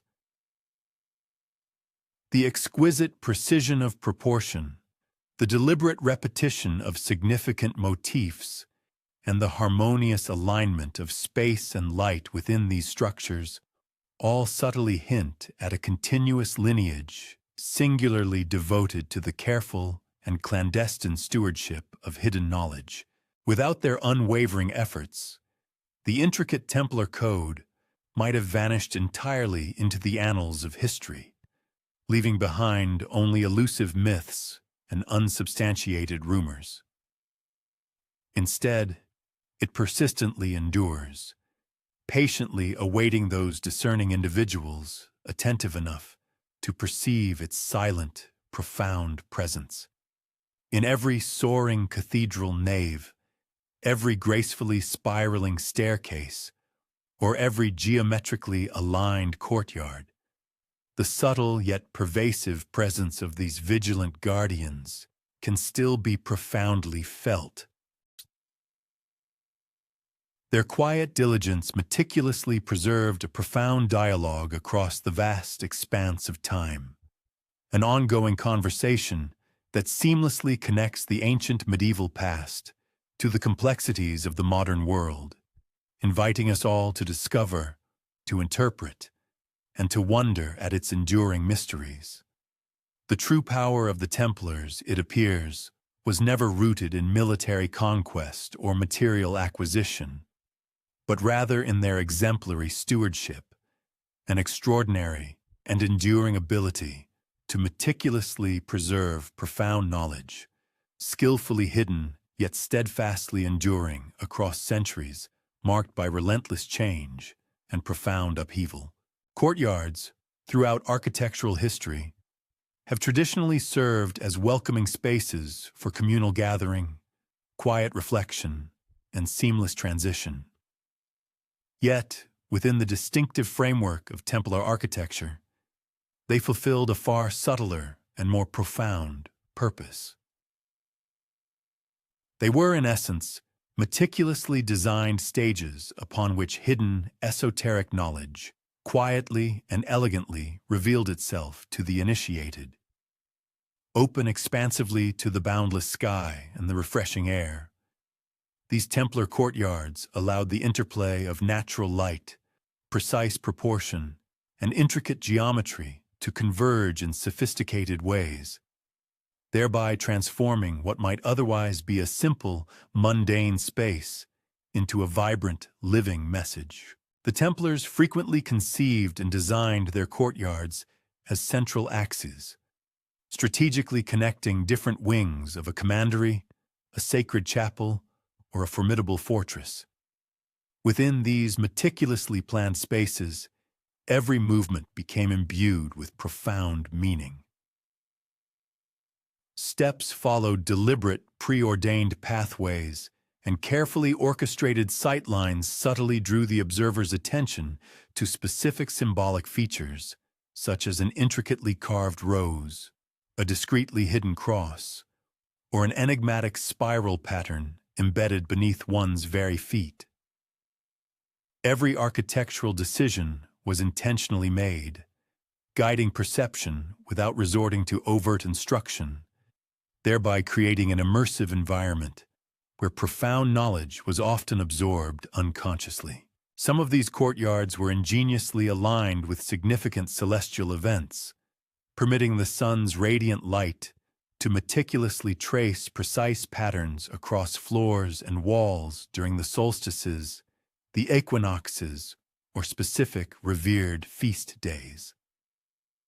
Shadows would fall with exquisite precision upon a particular stone cross, or a shaft of brilliant light would illuminate a hidden inscription only at the correct, predetermined hour. These ephemeral messages, fleeting yet remarkably precise, eloquently reflect the Templars' masterful command over both spatial design and the passage of time itself, effectively encoding profound instruction directly into the sun's celestial journey. The subtle, whispering nature of Templar courtyards extended far beyond the manipulation of light.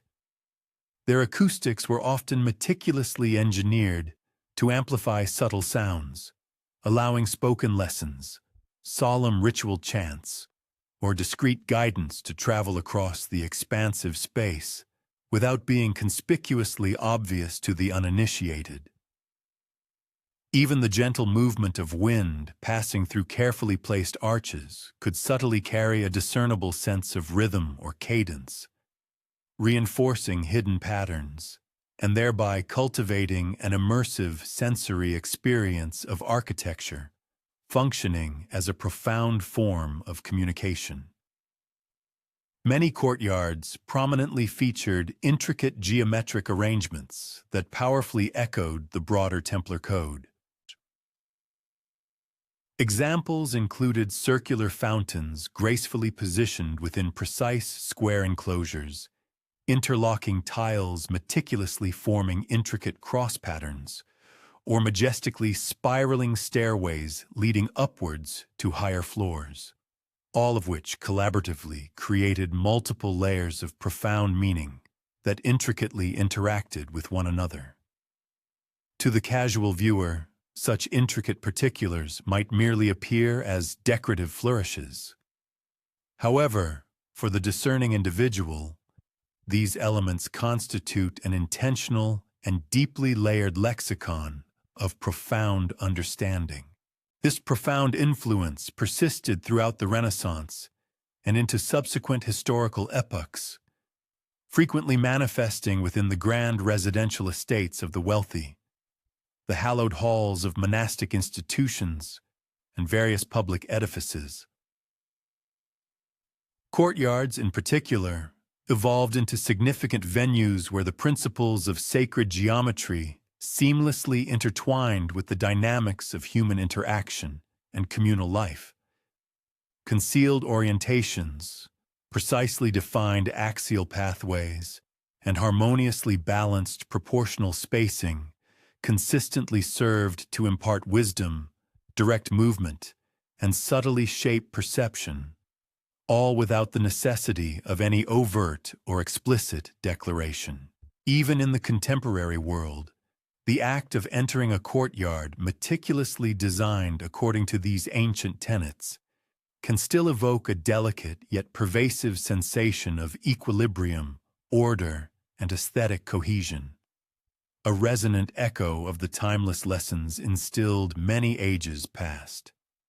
Beyond their aesthetic appeal, courtyards also function as crucial gateways, mediating between the public and private spheres, bridging the outwardly manifest and the inwardly veiled aspects of existence. Within the fortified establishments of the Knights Templar, these central open spaces were meticulously engineered to simultaneously disclose and obscure. The surrounding edifices were strategically arranged to orchestrate directed perspectives, channeling an observer's focus towards particular features while discreetly shielding other aspects from incidental observation. This intricate interplay of transparency and clandestinity strikingly mirrors the inherent twofold nature of the Templars themselves.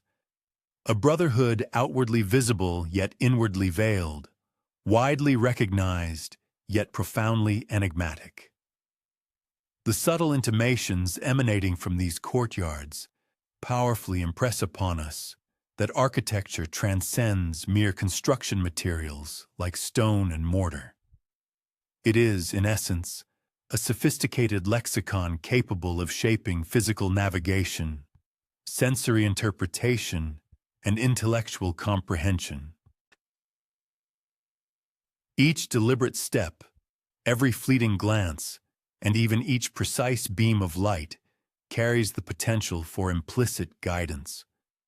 The encrypted wisdom of the Templar Code endures within these environments, which were crafted for both practical human occupation and esoteric instruction, subtly transmitting messages across the vast expanse of time.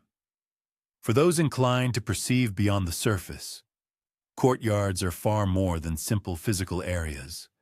They are, in fact, didactic platforms, experimental grounds, and mnemonic theaters where history and meaning converge. The indelible heritage of the Templars lingers in the open air, subtly directing physical passage, molding sensory encounters, and softly imparting arcane knowledge to those who pause with sufficient attentiveness to apprehend their message. Within these unassuming yet deeply significant locales, the perpetual discourse between architecture, knowledge, and secrecy continues to manifest and develop. Imparting wisdom without utterance throughout the ages, labyrinths have perennially enthralled human imagination, manifesting within legendary tales, ceremonial practices, and built environments. For the temple,